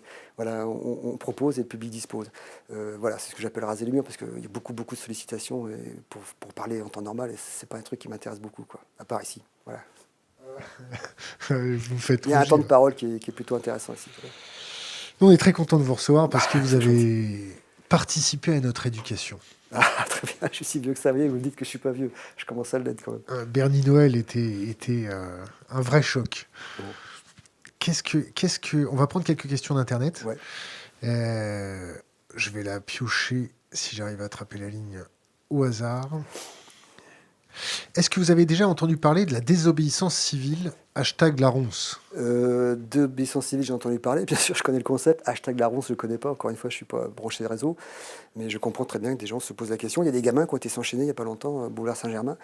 Et... Action Rébellion. Ouais, mais je peux comprendre ça. Il n'y a tellement pas d'action, il n'y a tellement pas d'agissement. C'est des gens qui gouvernent, qui communiquent beaucoup, mais qui agissent très peu. Alors après, la question que je me pose, c'est est-ce qu'ils peuvent agir? C'est là où je me pose la question, justement, des lobbies, des réseaux, de leur formation, de leurs convictions. Est-ce qu'ils peuvent agir? Est-ce qu'ils ne sont pas empêtrés dans un schéma intérieur? Est-ce qu'on peut les laisser agir? Des fois, on se dit, quand on veut leur pardonner, on dit qu'ils ne peuvent pas agir, les pauvres gars. Moi, je pense qu'ils peuvent agir. Le coup du pesticide, quand même, dit, vous charriez, quand même, il ne faut pas remettre ce truc-là en circulation. Donc la désobéissance civile, qui consiste à aller bloquer une rue, j'espère qu'ils n'ont pas été évacués trop violemment. Voilà, je comprends les gamins, il ne reste plus que ça. Moi, j'aurais 20 ans, certainement, c'est des choses que je ferai aujourd'hui. C'est l'impuissance de la parole citoyenne. Souvent, c'est intéressant dans les Gilets jaunes et puis d'autres gens dans la Convention citoyenne, c'est la demande de référendum. Pourquoi on ne pourrait pas s'exprimer par rapport à ça? Alors les politiques nous disent, mais non, il y a une assemblée législative qui est là pour ça. Elle est inféodée complètement au pouvoir en place. Et tous les 5 ans, ils ont réussi même à supprimer la législative à mi-mandat, qui était un truc intéressant. Le premier qui a trahi la cause, d'ailleurs, c'est quelque part, c'est Mitterrand. Il aurait dû partir en 86, il est resté au pouvoir. Il a habité cette cohabitation qui certainement est une perte d'énergie et d'argent, puisque c'est pour ça qu'ils ont fait maintenant la législative en même temps que les présidentielles. À l'arrivée, vous avez un gars qui a les pleins pouvoirs pendant 5 ans, et nous, on n'a pas la parole, quoi. Et je ne comprends pas ça. On pourrait, vous êtes mieux placé que moi pour le savoir, solliciter les gens par Internet, mais même dans sa ville, pour savoir si on est d'accord pour la piste cyclable, pour savoir si on est d'accord pour l'ouverture d'une école ou d'un McDo à la sortie d'un lycée, comme c'était arrivé dans mon village.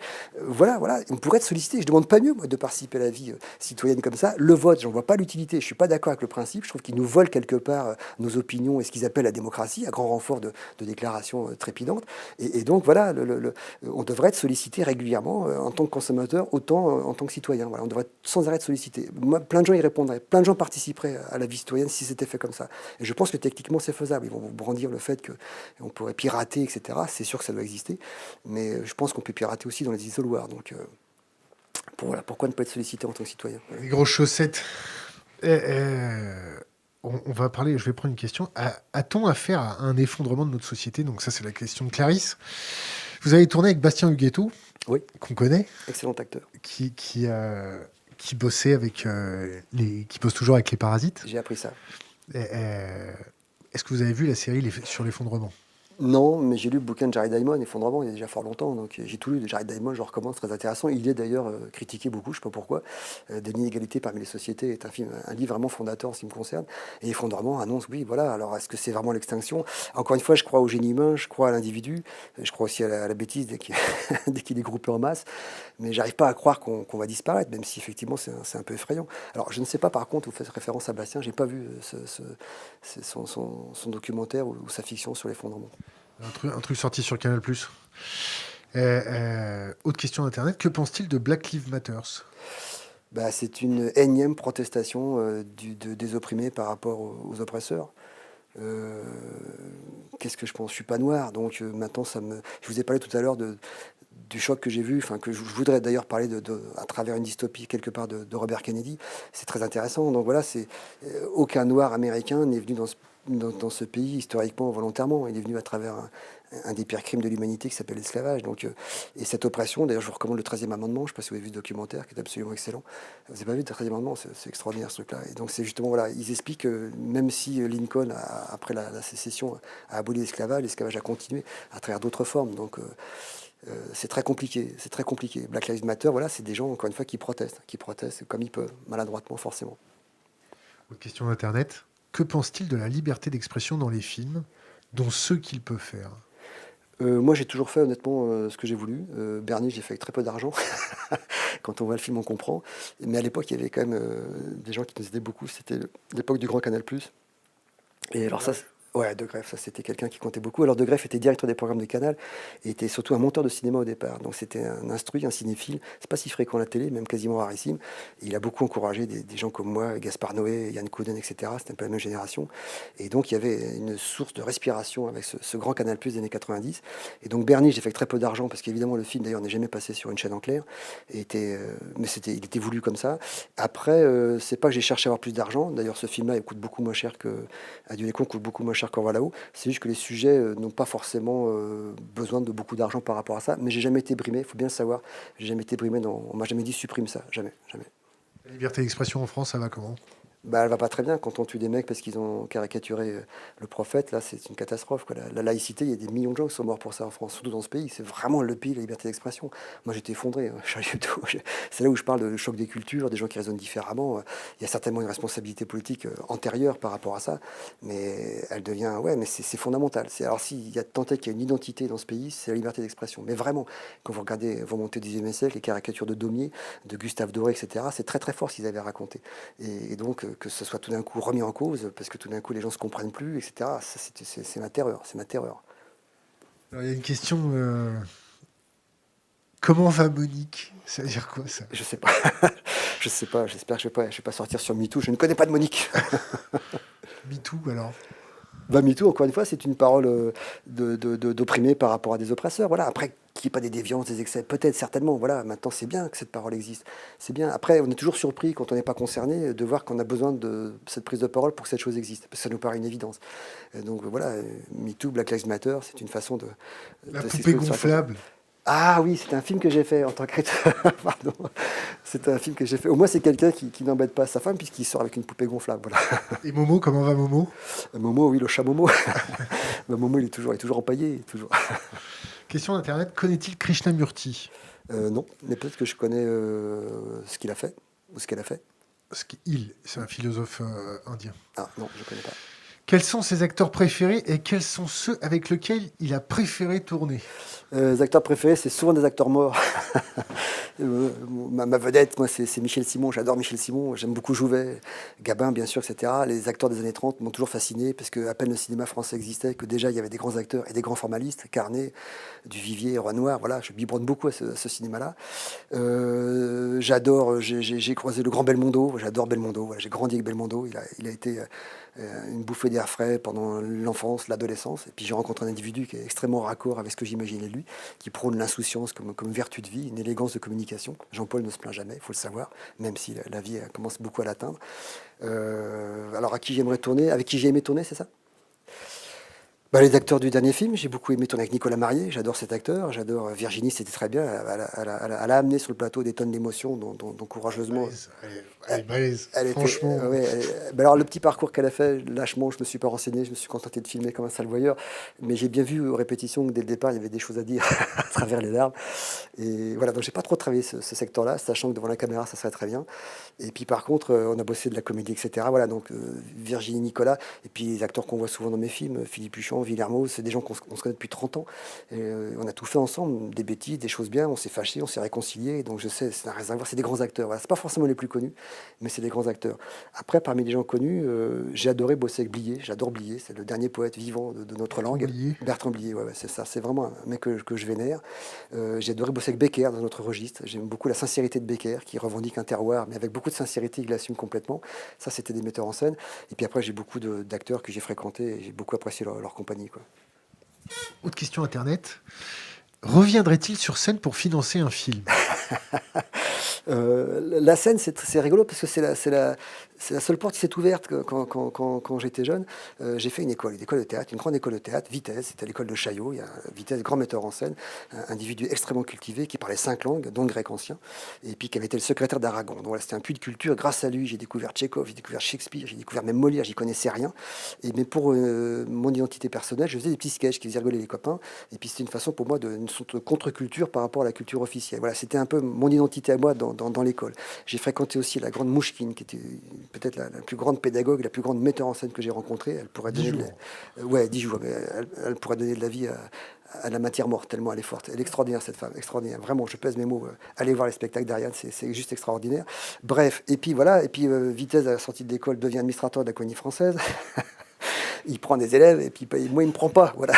Alors, je me retrouve avec mon petit bagage de sketch justement à éructer des sketchs dans des endroits assez modestes, des campings, des restaurants, voilà, c'était il y a 30 ans d'ailleurs.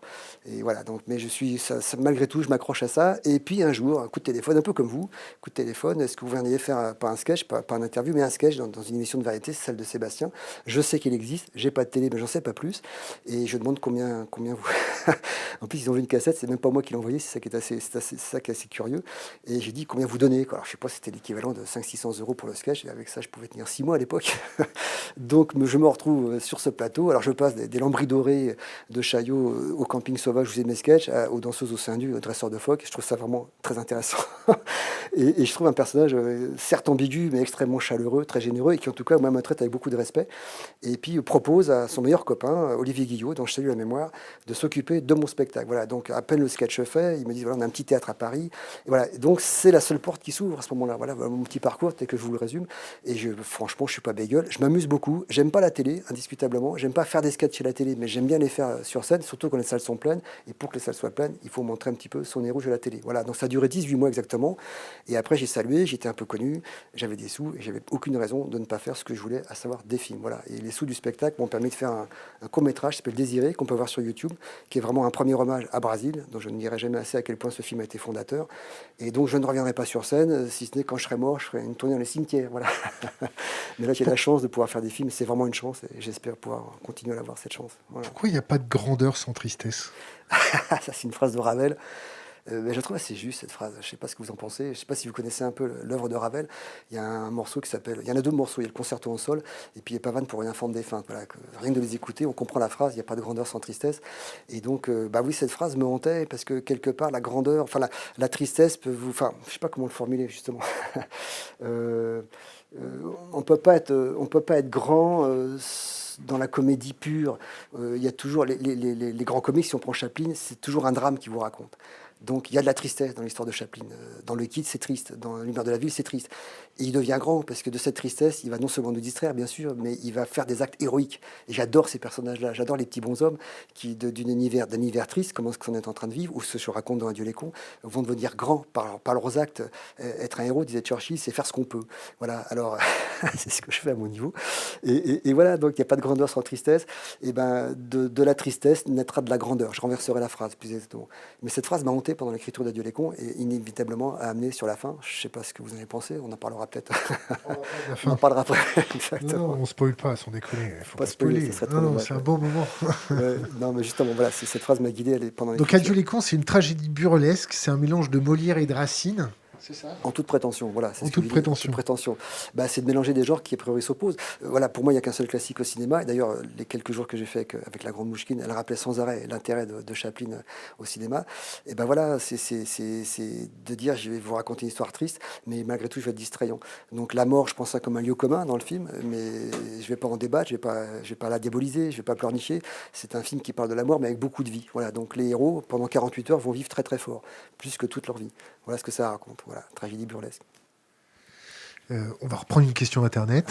Allez-y. Question politique. Tu connais François Ruffin Albert? Ouais. Ouais, je trouve ça, je l'ai vu chez vous, et j'ai souvent été chercher ses interventions à l'Assemblée nationale. Je trouve le personnage très intéressant, très sincère. J'ai vu un autre personnage grâce à vous d'ailleurs, j'ai rencontré François Boulot, l'avocat des Gilets jaunes, parce que là aussi je voudrais vraiment qu'il me file un coup de main pour ce prochain scénario que j'aimerais écrire. Voilà, donc grâce à vous j'ai rencontré tous ces gens-là. Ruffin, je le connaissais par La Rumeur publique, et j'ai vu d'ailleurs ses deux documentaires, Je veux du soleil et Merci patron. Et à chaque fois j'ai trouvé ça très intéressant une fois de plus. C'est des paroles nécessaires, c'est des paroles certes parfois brouillonnes, parfois maladroites, mais c'est des paroles absolument nécessaires, sincères, convaincantes, touchantes, émouvantes, et il faut qu'on entende ces gens-là parler. Voilà. Bon, est-ce qu'ils sont faits que pour parler? Est-ce qu'ils sont faits que pour gouverner? Je ne sais pas. Des fois je me dis que ça pourra pas être pire s'ils gouvernaient. Autre question Internet. Que pense-t-il du Roi et l'Oiseau, film d'animation de Ah ouais. 1980? Ouais, c'est le grand dessin animé français. Magnifique, magnifique. C'est peut-être le plus grand chef-d'œuvre du dessin animé français. Il y a deux chefs-d'œuvre au dessin animé. Enfin, il y a toute l'œuvre de Miyazaki, que je vous recommande si vous êtes des gamins, c'est juste magnifique. Mais elle est très connue. Il y a des choses moins connues. Il y a Le Tombeau des Lucioles, qui est le seul dessin animé qui m'a fait pleurer. Et si vous l'avez vu, je suis pas le seul à avoir pleuré ce dessin animé. Et Le Roi et l'Oiseau, c'est juste magnifique. Voilà, c'est une œuvre magistrale de la culture française, du cinéma français. Grand dessin animé français. Question Internet. Cédric Héroux et le principe de fraternité, qu'en pense-t-il? Pardon? Cédric Héroux et le principe de fraternité. Vous savez, Cédric Héroux, c'est le monsieur qui recueille des gens qui traversent la montagne en plein hiver, dans Ah le oui, oui, froid, les migrants, ouais. les migrants. Ouais. Et ben ça serait bien si c'était organisé. Le problème de faire ça, c'est se mettre dans l'illégalité. C'est là où ça va pas. Voilà, la démarche est fondée. La méthode, pas forcément, puisque forcément, il se heurte. Et je crois qu'il a des tas de soucis administratifs lui aussi par rapport à ça. Mais on est condamné à accueillir ces gens-là qui viennent du Sud. Un de vos intervenants, Gaël Giraud, est très pessimiste sur le réchauffement de la planète. Donc il prévoit une migration phénoménale. Donc on est condamné à les accueillir. Autant s'adapter très vite, autant se mettre au point par rapport à ça. Parce que c'est pas l'immigration qui est un problème, c'est l'intégration qui est un problème. Et là, on revient à un de mes clusters favoris, c'est l'éducation. Voilà. Donc l'immigration est inévitable, l'intégration, il faut vraiment travailler dessus le plus possible pour préserver cette culture qui est la nôtre. Voilà. Le cinéma de Dupontel met en scène et sublime les petites gens, souvent dans leur misère. Que pense-t-il des films récents qui observent la vraie vie des gens comme La Cravate ou Les Misérables? Alors La Cravate, j'ai pas vu, Les Misérables, je l'ai vu, je trouvais ça magnifique, voilà. Et la seule chose des Misérables, c'est que c'est pas neuf. Voilà, regardez toute l'œuvre de Ken Loach, ça fait 40 ans que Ken Loach raconte les petites gens. Je vous renvoie à un de mes films favoris de Ken Loach, c'est Lady Bird, et je trouve que Les Misérables est un succédané de Ken Loach, façon franco-française, faite par quelqu'un, si j'ai bien compris, qui a grandi dans ces cités aussi. Et j'ai adoré la sincérité, j'ai adoré la vérité. C'est un film à tout petit budget, qui est extrêmement bien mis en scène, qui m'a énormément touché. J'ai vu 2 fois ce film. Et voilà, donc il proroge les documentaires de Depardon, là aussi, qui sont foudroyants, que j'ai vus quand j'étais jeune. Je pense à Délit flagrant, je pense à 10e chambre. Toute l'œuvre de Ken Loach est à voir, et dans cette lignée-là, il y a Les Misérables qui s'inscrivent. Et voilà, donc c'est des films à voir, films extrêmement éducatifs. Il paraît qu'il a coupé la fin, que le gamin ne jette pas le molotov. Jetait le molotov, il l'a coupé, il a bien fait. Il laisse la question chez les spectateurs. Question Internet. Monsieur Dupontel a-t-il un philosophe ou une philosophie qu'il tient à cœur? Il y en a un, je lis régulièrement, c'est Nietzsche. par-delà le bien et le mal. Et puis il y a une phrase qui m'a vraiment que j'ai cultivée il y a plusieurs décennies, c'est l'instinct de défense contre le monde extérieur porte un nom, ça s'appelle le goût. Et ça, je m'en suis beaucoup servi quand j'étais justement en rupture d'études. Même dans les choix des films, il y a des films qui me plaisaient beaucoup et c'était pas forcément le goût de mes copains, donc on avait des discussions endiablées par rapport à ça. Et donc voilà, cette phrase, voilà, Nietzsche, mais j'en connais d'autres, mais c'est celui-là, Spinoza, j'ai jamais compris. J'essaye régulièrement de me remettre à l'éthique, mais j'ai jamais compris. Montaigne, Vivre, c'est apprendre à mourir. Il y a une édition d'ailleurs qui est sortie récemment où ils ont enfin vulgarisé un peu dans un français moderne les essais de Montaigne. Je vous recommande, elle est vraiment très chouette. Voilà. Et puis il y a une biographie de Montaigne par Sarah Blackwell qui est extraordinaire. Et c'est intéressant dans Montaigne, c'est qu'on cette biographe qui est américaine, beaucoup d'Américains parlent très bien de la culture française. J'ai vu il y a pas longtemps une biographie de Zola aussi qui était époustouflante. Et Sarah Blackwell dit que Montaigne a eu une NDE, c'est-à-dire qu'il a fait une Near Death Experience. Et donc c'est ça qui fait qu'il se serait mis dans sa tour d'ivoire et qu'il a recommencé à réfléchir. Voilà, c'est très intéressant, très intéressant. L'anecdote scénaristique pour justifier cette pensée profonde. Question Internet, que pense-t-il d'Alexandre Astier? Je sais qui c'est, mais j'ai honte, je connais pas très bien son travail, mais je sais qui c'est. Est-ce que vous êtes légaliste? Tant que la loi me respecte, oui, mais quand elle commence à être faite par des gens qui respectent plus vraiment l'individu, je trouve que la désobéissance civile qui est évoquée est tout à fait légitime. Voilà, tant que ça se passe doucement. Question Tant que ce soit Internet, possible. quel est son plus grand regret? Mon plus grand regret, mon plus grand regret, j'aime pas trop les cultiver les regrets, mais quelque part ils s'imposent.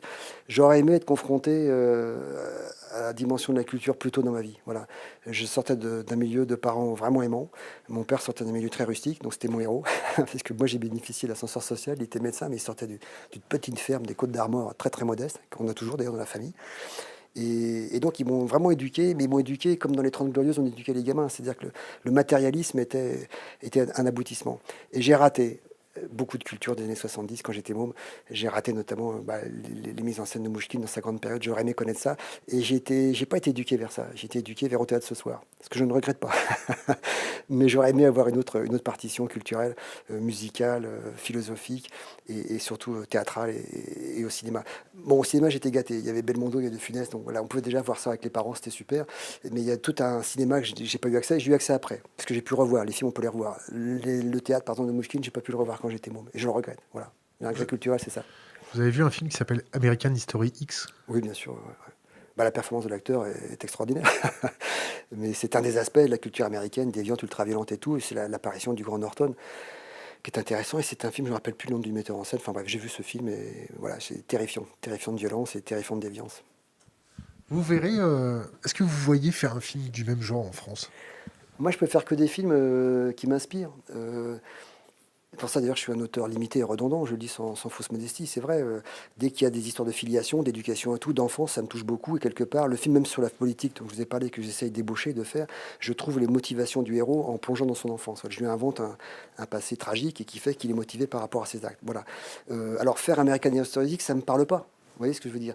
Il y a eu des films violents. J'ai participé en tant qu'acteur à un film que je considère comme un chef-d'œuvre, c'est Irréversible. C'est fait par un poète noir, magnifique, qui est Gaspard Noé. Donc je ne peux pas le faire. J'ai une approche totalement différente de ce qu'il raconte. Mais y participer en tant qu'acteur, je l'ai fait avec le plus d'enthousiasme possible, même si des fois c'était objectivement difficile. Que pense-t-il des humoristes actuels?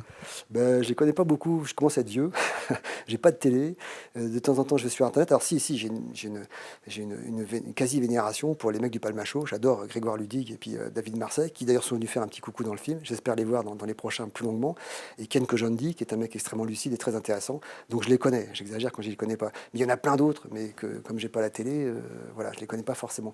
Mais Kojandi, j'ai vu ses spectacles, je trouve ça très intéressant. Alors là, c'est une question, mais c'est pas une question, je vais essayer de la délayer un peu, c'est Albert Président? Point d'interrogation ou point Des fois je d'exclamation? me dis que ça pourrait pas être pire. Alors j'ai pas la compétence, indiscutablement pour ça, j'ai pas la compétence pour ça. Vous allez soutenir un parti? Je peux pas, c'est une façon, encore une fois, de faire la politique que je ne comprends pas. Le militantisme est quelque chose, est à la politique ce que l'intégrisme est à la religion. C'est complètement con, c'est radicaux, c'est des radicaux absolus de voir ces gens dans des meetings. Ah, d'ailleurs, je vais commencer le prochain, j'ai déjà les images, en train d'hurler Nicolas, Nicolas, ou je sais pas qui, c'est complètement con. Voilà. En plus, ces valeurs droite-gauche sont des valeurs qui, objectivement, ont disparu avec la chute de l'Empire soviétique. Donc, il faut réinventer d'autres valeurs, et l'écologie devrait être au centre de tout, et tout tous ces gens brillants, intelligents, cultivés, qui ont eu la chance en plus de faire des études pour, soi-disant, nous gouverner, devraient se regrouper plutôt de s'engueuler à l'Assemblée nationale. Il y aurait des solutions. L'intelligence, elle est là, mais elle ne veut pas s'exprimer ou elle s'exprime mal. Les égos sont au-dessus de l'intelligence. C'est le drame de la politique française. Pour que quelqu'un d'intelligent s'exprime, il faut déjà qu'il ait un égo en retenue. Et c'est assez compliqué. Donc, Albert Président, j'ai déjà du mal à gérer mon petit monde, mais des fois, je suis surpris de leur interprétation, de leur façon de faire. Je ne comprends pas. C'est comme si le bon sens était complètement absent de la réflexion. Donc, pourquoi pas, après tout. Vous avez lu le rapport du GIEC? Ah bah, j'arrive plus à lire ces trucs-là. C'est catastrophique. Ça me fout peur, mais peur. J'ai des enfants, moi. Dans 20 ans, je serai plus là, mais ils seront jeunes encore. Donc, il n'y a pas que ça. Hein. Il y a votre intervenant, Gaël Giraud, j'ai vu son documentaire. Il y a Jean Covici, qui est extrêmement brillant. Alors, Jean Covici propose des solutions. Il n'est pas forcément entendu, mais il propose des solutions. Giraud aussi, d'ailleurs, dans l'isolation thermique, etc., etc. Mais le GIEC, c'est terrifiant, la banquise qu'ils font. Etc. Mais ça, j'en entends parler depuis 40 ans. Pourquoi rien ne se fait? Je ne comprends pas. On a des communicants, mais on n'a pas des gens qui agissent au pouvoir. C'est ça qui est flippant. Ça fout les jetons, hein. Ah bah oui, ça fait 1h30 que je suis paniqué devant vous. Les enfants, ils sont au courant de tout ça ou pas? Bah ouais, enfin il y en a un, il y a bah oui, il y a le grand là, qui a 23 ans, il le sait, c'est un gosse vraiment brillant, qui est très sensible dans un monde de brutes. Il est sensible, il arrête du mal à se positionner, il s'intéresse beaucoup, il a fait 2 masters d'histoire antique à Londres, je suis très fier de lui, dont le dernier à King's College. Et puis j'ai un tout petit, alors lui tout petit, il arrive vraiment en plein dans la bataille. Alors lui, l'écologie, c'est très important, les ordures, le tri des ordures, il le fait instinctivement. L'école, encore une fois, c'est une école alternative. Et voilà, il a déjà ces préceptes-là que je trouve vraiment, vraiment intéressants. Maintenant, c'est pas parce qu'ils sont là qu'ils vont changer les choses, c'est les gens qui sont au-dessus qui vont décider de l'avenir, quoi. Et c'est dommage que Macron n'ait pas fait les écoles alternatives. Il a peut-être plus d'ouverture d'esprit, ouais. Mais il paraît que son ministre de l'Éducation, Blanquer, est féru de ce genre d'éducation, mais c'est l'occasion de proposer justement aux gens qui veulent être instituteurs une autre façon d'enseigner. Je suis sûr que ça changerait très rapidement les choses. La génération qui arriverait serait très différente. Question d'Internet. Que pense Monsieur Dupontel des Césars et du Festival de Cannes? C'est un mal nécessaire, voilà. Je trouve que je trouve ça bien parce que ça parle de cinéma. Et parler cinéma, c'est quelque chose de chouette, indiscutablement. D'ici à participer, moi, ça me met dans un schisme intérieur assez profond. Être artiste ou essayer de l'être, ce qui est mon cas, c'est vouloir élever son niveau de conscience, en toute prétention. Et je pars pas de bien loin, donc vous me pardonnerez cette métaphore. Et donc, du coup, vouloir dire je suis le meilleur en termes de goût, je trouve ça insolent par rapport justement au genre humain. On préempte notre goût, on préempte notre personnalité très tôt dès l'école, et c'est pas pour plus tard vous dire ça c'est le meilleur film, ça c'est le meilleur acteur. C'est une question de goût. Le meilleur, bah, c'est le film que vous avez aimé. Le meilleur vin, c'est le vin que vous avez bu, c'est ce que vous avez aimé. Voilà. Voilà, l'instinct de défense quand on est en extérieur porte un nom, ça s'appelle le goût. Laissons au moins les gens avoir du goût. Et je trouve, des fois, quand je suis dans cette position-là, je me sens gêné par rapport à ça. Je dis merci aux gens de reconnaître le travail qui a été fourni, mais en tant qu'intervenant, là, je suis dans une vraie panique intérieure par rapport à ça. Mais entre cracher dans la soupe et se rouler dedans, il y a une nuance, c'est le bord de l'assiette. Donc j'essaye de faire le tour. Mais voilà. Mais voilà, Cannes, c'est un dernier endroit culturel où on peut parler du cinéma français dans le monde entier. Ça, c'est bien. Les quelques fois où j'y suis allé, j'étais pas super à l'aise sur le tapis rouge. Une fois, je voulais pas y aller, mais c'était pour Irréversible. Et Gaspard m'a dit, si tu vas pas, c'est que tu n'assumes pas le film. Alors bon, je ne pouvais pas ne pas y aller. Et l'autre fois, j'y suis allé, c'était pour le film de Gustave et de Benoît. Voilà, que j'ai beaucoup aimé faire, c'était Le Grand Soir, avec Paul Vorde. Et on s'amusait comme des petits fous parce qu'on prenait la chose à distance. Quant au César, voilà, je trouve ça bien que ça existe, mais c'est compliqué pour moi d'y participer. Par exemple, Bernie était nommé au César meilleur premier film. C'est paradoxal de faire Bernie, qui est vraiment une protestation faite avec les moyens du bord, et après d'aller chercher une récompense. Donc ma hantise, c'était de l'avoir. Et à l'époque, ça se savait manifestement. Donc Alain de Greff m'a appelé quelques jours avant, il me dit rassure-toi, tu ne l'as pas. Voilà, c'est pour vous dire. Mais en même temps, je trouve ça bien que ça existe. Et puis ça récompense souvent des gens qui ont beaucoup de talent. Mais moi, j'ai une approche qui est différente du truc. Et si on peut tolérer cette attitude-là, je les en remercie. Voilà. Vous avez... Alors, je poserai cette question après. Quand je vous entends parler, vous utilisez tout le temps des proverbes ou des phrases de grands Oui. auteurs. Ouais. Est-ce que c'est votre façon Comment formuler ça? Est-ce que c'est votre façon d'encadrer votre cerveau, d'encadrer votre pensée, d'encadrer... Ouais, je suis un mec assez confus, je l'assume. Et donc, des fois, je trouve une formule qui résume bien cette confusion mentale, donc je la sors.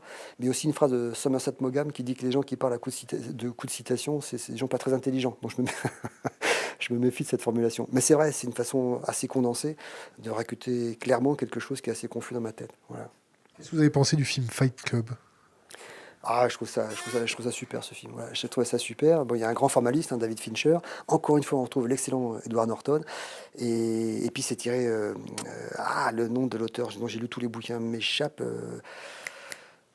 L'auteur du livre, excusez-moi, de Fight Club, quelqu'un de la. Voilà.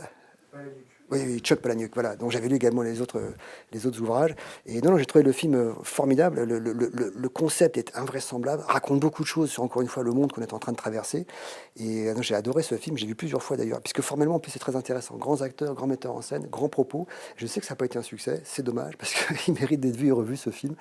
Et le coup de la schizophrénie, là, j'ai été bluffé par rapport à ça, je ne l'ai pas vu venir. Voilà. Je cherchais comment ils allaient s'en sortir, mais j'ai été bluffé. Mais ça, c'est Chuck Palahniuk, hein, c'est pas les scénaristes. Autre question internet, un commentaire sur Didier Raoult. Didier Raoult, alors moi, quand j'étais en médecine, j'étais avec deux copains. Voilà, deux copains qui, eux, ont eu le courage de continuer. On a préparé le concours ensemble. On a beaucoup travaillé. Alors, il y en a un qui est devenu un chirurgien obstétrique et puis l'autre qui est devenu un grand professeur, un grand professeur dans le sud-est d'infectiologie. Voilà, donc pendant le Covid, j'étais vraiment au courant au jour le jour de ce qui se passait. Donc Raoult, voilà, certainement quelqu'un de compétent.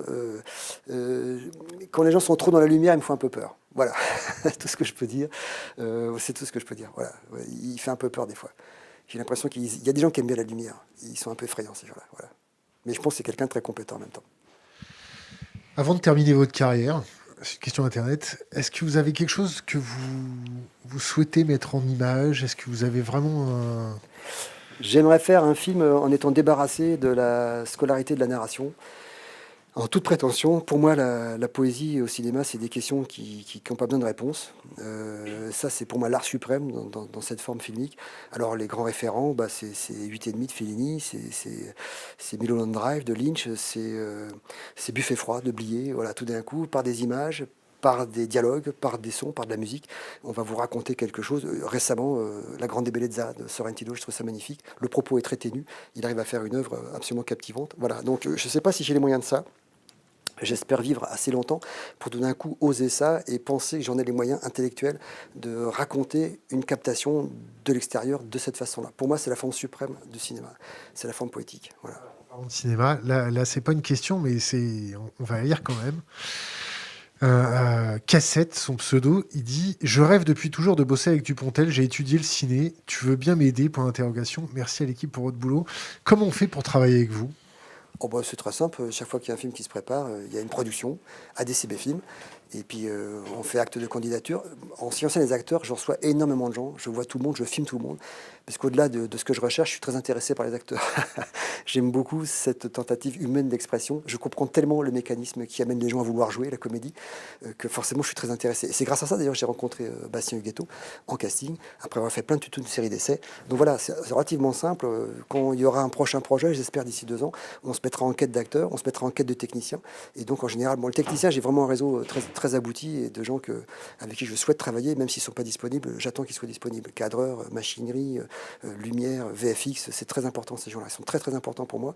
Et par contre, les acteurs, là, dès qu'on sera en route, surtout qu'ils n'hésitent pas à venir, et puis on les filmera, on les verra, etc. Sans aucun problème. Question internet, Albert Dupontel. Que pensez-vous de la place de la femme dans la société, des luttes féministes, du cinéma féministe? Baise-moi de Virginie Despentes et son essai King Kong Theory. La place de les femmes dans la société, je la trouve indispensable. Voilà, je trouve les femmes infiniment plus intelligentes que les mecs. Nous, on est un peu encombrés par la testostérone, les femmes beaucoup moins. Et dans l'histoire de l'humanité, il faut reconnaître quand même qu'il y a eu des grandes intervenantes. Hein. Catherine de Russie, il y a eu Marie Stuart, il y a eu Élisabeth d'Angleterre, je parle élisabéthaine à l'époque de Shakespeare.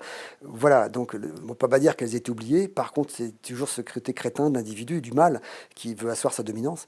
Et elles ont parfaitement raison de dire qu'elles existent. Mais c'est même pas besoin de le dire à travers ces mouvements-là. Moi, j'ai parfaitement perçu l'utilité, l'indispensabilité, au-delà de ma mère, qui m'a fait de la relation avec la femme, que je considère objectivement, intellectuellement très supérieure. Je fréquente beaucoup de femmes dans mon travail, à commencer par ma productrice. Toute l'équipe dirigeante, quand je travaille, c'est que des femmes. Et je suis surpris des fois de choses que je ne vois pas et que ces dames voient.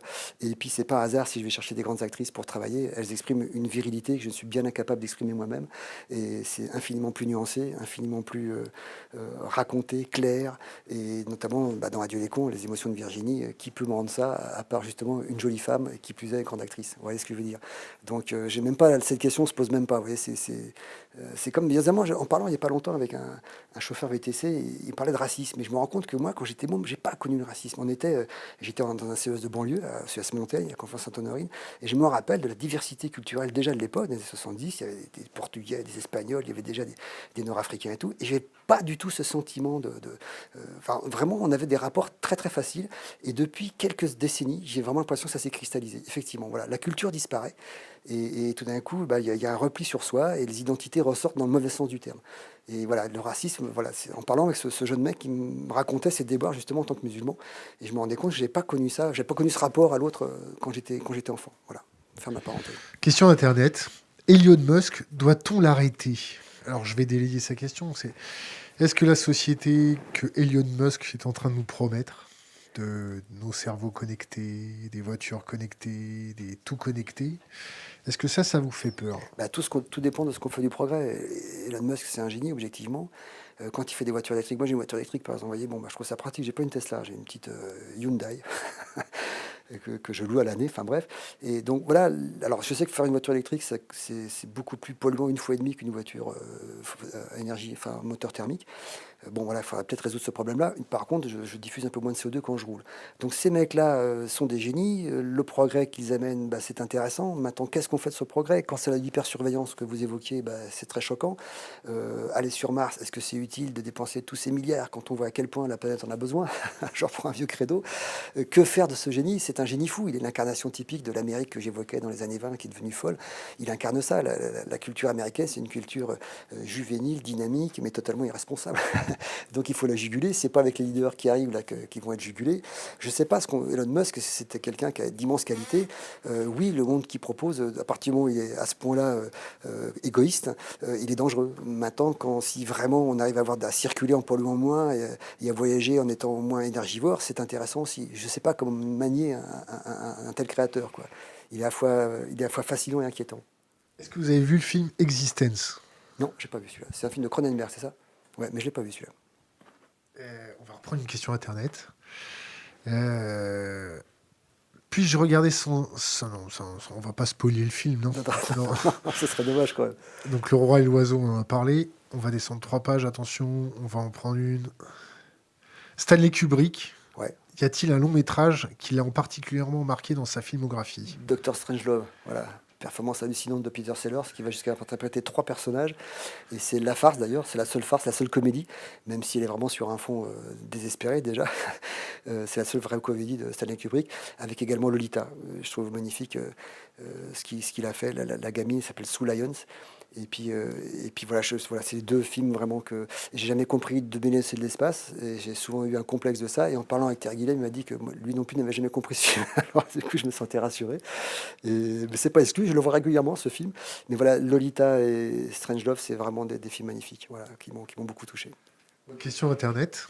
Que pense-t-il... Non, arrêtez de balancer les questions tout d'un coup, parce que sinon je perds la ligne. Merci. Que pense-t-il des actions militantes violentes et directes? Dès qu'on passe par la violence, on se trompe, on se diabolise, on se fout dans l'erreur. Maintenant, je peux comprendre l'envie de violence, tellement le système peut être répressif. Voilà, c'est pas une façon de faire. Je vais dire, le fond est certainement cohérent, la forme l'est beaucoup moins. Euh, L'expression violente, c'est déjà se mettre dans son tort. Et même si on a raison, quand on s'exprime violemment, on se met dans son tort. Et je sais de quoi je parle. Quand je me bagarre à l'école, des fois j'avais raison, mais à l'arrivée j'avais tort, puisque j'avais perdu mon sang-froid. Donc combattre un système, d'ailleurs c'est un peu des thèmes du film que je voudrais faire par la suite. Combattre un système, c'est à mon avis beaucoup avoir l'apparence du système. Et mon héros, dans le prochain film, encore une fois, qui n'est pas écrit, il dit Robert Kennedy avait raison, mais la seule erreur qu'il a fait, c'est qu'il l'a dit. Voilà, il ne faut pas le dire. Voilà, donc mon héros avance caché, camouflé. C'est ce que j'aimerais raconter dans la prochaine dystopie. Donc voilà, la violence peut être, comment dire, fondée, mais à l'arrivée est forcément illégitime. La violence est la force des faibles et commence où s'arrêtent les connaissances. Exactement. Je ne sais pas qui a dit ça, mais c'est très fondé. Voilà. Question Internet. Aimerait-il réaliser une série télé en plusieurs saisons, être un showrunner? Alors, showrunner, non. Une série télé, pourquoi pas? Faudra encore trouver le sujet. Et je vous cache pas que des fois, j'y songe, parce que je trouve qu'il y a des trucs vraiment intéressants. Il y en a une que j'ai vue il n'y a pas longtemps qui s'appelle Babylone Berlin. et qui est une série allemande et qui est très très bien produite, formellement très bien faite. C'est un metteur en scène allemand qui a fait également Cloud Atlas, un film aux États-Unis, produit par les frères Wachowski, ou les sœurs Wachowski maintenant, qui est un film très très intéressant. Cloud Atlas, magnifique et tout. Donc il y a un grand formaliste. Et la série télé raconte la montée du nazisme dans les années 20. Et cette série m'a beaucoup intéressé. Saison 1 surtout, 2 et 3 un peu moins bien, mais saison 1 vraiment formidable. Il y a un jeu quasi sensuel de lumière, de caméra, il y a des grands acteurs, il y a une histoire qui n'est pas inintéressante. Et puis c'est la preuve que l'Europe peut faire des séries télé du niveau d'Hollywood. Et c'est vraiment ce que l'Europe devrait faire aujourd'hui. La seule façon pour l'Europe d'exister, c'est de retrouver une identité. Et la seule façon de retrouver une identité, c'est la culture. Il devrait y avoir 10 gros films européens chaque année, produits par les Français, les Anglais, les Allemands, etc. Encore une fois, je ne comprends pas que l'Europe, les leaders européens sous-estiment complètement la force de la culture. Voilà. Après. A-t-il vu le film tourné par DiCaprio avant le déluge et qu'en pense-t-il? Je trouve que c'est con de parler de la pollution en faisant des tours d'hélicoptère au-dessus de la banquise. C'est ça qui m'a choqué sur le film. Bon, je sais pas, là, je sais pas. Là, c'est une star d'Hollywood. Alors, je pense qu'il a un impact très fort sur les gens, bien évidemment. Mais la façon dont il s'exprime, elle est pas très malicieuse. Voilà, c'est pas très malin parce qu'effectivement, il fait des tours d'hélico sur la banquise, etc., etc. Je sais pas, je pense qu'il devrait donner la parole à des gens. Voilà, il devrait produire pour des gens compétents, puissant parler de façon plus humble, plus réservée, plus cultivée, même si le personnage est hautement respectable et c'est un grand acteur. Voilà, donc c'est le seul bémol que j'ai eu quand j'ai vu ce documentaire. Luc Besson, vous voulez vous dire un mot sur Luc Besson, la Be- cité du cinéma et tout Besson, ça? c'est quelqu'un qui a marqué l'histoire du cinéma français, indéniablement. Après, le Besson que moi j'ai aimé des années 90, je regardais ses mouvements de caméra, c'est quelqu'un qui aime beaucoup le 18 mm, par exemple, vous voyez, un peu comme toute proportion gardée, un peu comme Orson Welles, qui est un des fans de cette focale-là. Donc je me rappelle avoir vu Nikita, voilà, regarder comment il faisait. Il y avait un plaisir de filmer, il y avait une jubilation, il y avait une sensualité qui, avec le temps, a disparu. C'est devenu un grand homme d'affaires, quelque part. Et donc, j'ai un peu perdu la piste proprioceptive avec ce personnage-là. Mais c'est un gars, indiscutablement, qui a marqué le cinoche. Et notamment, quand j'évoquais le fait de quitter la Hongrie pour avoir la loi et de revenir en France, je sais que c'est lui qui a fait des démarches pour son film Valérian. Enfin, il a quand même réussi à obtenir ce que la loi sur le crédit d'impôt, qui était limité au film de 7 millions d'euros, puisse aller sur des films plus gros. Et grâce à ça, on a repositionné le film en France et on a fait marcher la fameuse économie française. Donc voilà, c'est quelqu'un qui a marqué le cinéma français. Question Internet, que pense-t-il de Julian Assange? Vous savez, en ce moment, il y a son Ouais, procès. alors il se trouve que je connais bien son avocat, Antoine Vey, qui est un mec assez fascinant. Et alors, je connais pas assez, si vous voulez, l'informatique et tout. Euh, il est clair que s'il est extradé, c'est une catastrophe. Sa démarche citoyenne, je la trouve fondée. Le personnage, j'arrive pas à le cerner. Voilà, j'arrive pas à le cerner. Mais on nous cache tout, on nous dit rien. Et c'est bien qu'il y ait des gens qui, de temps en temps, nous disent ce qui se passe vraiment. Après, quand il raconte notamment cette vidéo là sur les, Pas tout, hein. 98% de l'information est dans le domaine public, hein. oui, alors faut-il encore la trouver, quoi. Mais c'est ce qu'a priori, c'est ce Ou qu'il la a fait, quoi. chercher. Ouais, ou la chercher. J'ai vu cette vidéo terrible où les gars sont en train de tirer sur des Irakiens qui sont en train de Collateral discuter. damage. Voilà. Bon, mais je me doute bien que faire la guerre, c'est ça. Lui, il prouve que c'est effectivement faire la guerre, c'est ça, et c'est une façon de communiquer avec les gens très importante. Voilà. Alors après, l'histoire personnelle, je la connais pas trop. Il y a tellement de choses qui sont. Le personnage a tellement été diabolisé, j'arrive pas à en cerner le vrai. Toujours est-il que c'est sûr que je trouve qu'il aurait dû trouver refuge en France, indiscutablement. C'est vraiment le pays où il aurait dû trouver refuge. Mais là, ça nous dépasse complètement. Les intérêts franco-américains se sont opposés à cette extradition. Pas les intérêts, c'est notre simple capacité à pouvoir le protéger. Et c'était sous qui? C'était sous Hollande que la question s'est posée, c'est ça? Oui, oui, sous Hollande, mais même. Vous le protégez physiquement, vous pensez qu'ils auraient été pas capables de. Ah oui, carrément, il est en danger de mort à ce point-là. On est incapable de protéger n'importe qui sur Ouais, notre ça territoire c'est clair, français, hein. ça c'est clair, ouais. Mais je pensais au moins qu'il pouvait être extradé en France. Ça aurait donné un sens justement à l'identité culturelle française. Après, je sais qu'il est en Angleterre dans des conditions assez sévères de détention et qu'il y a une bagarre pour éviter l'extradition qui sera en ce qui le concerne définitive, puisqu'une fois qu'il sera là-bas, il pourra plus revenir. Je ne comprends pas la démarche d'Obama d'avoir ostracisé ce personnage-là. Snowden est très intéressant. Il y a un documentaire aussi que j'ai vu qui est vraiment intéressant. J'ai lu son bouquin et je vois la conscience citoyenne du personnage qui est un fou de la Constitution américaine et tout d'un coup qui se dit mais c'est n'importe quoi ce qu'ils sont en train de faire. Et heureusement qu'il est allé se planquer, je crois qu'il est en Russie.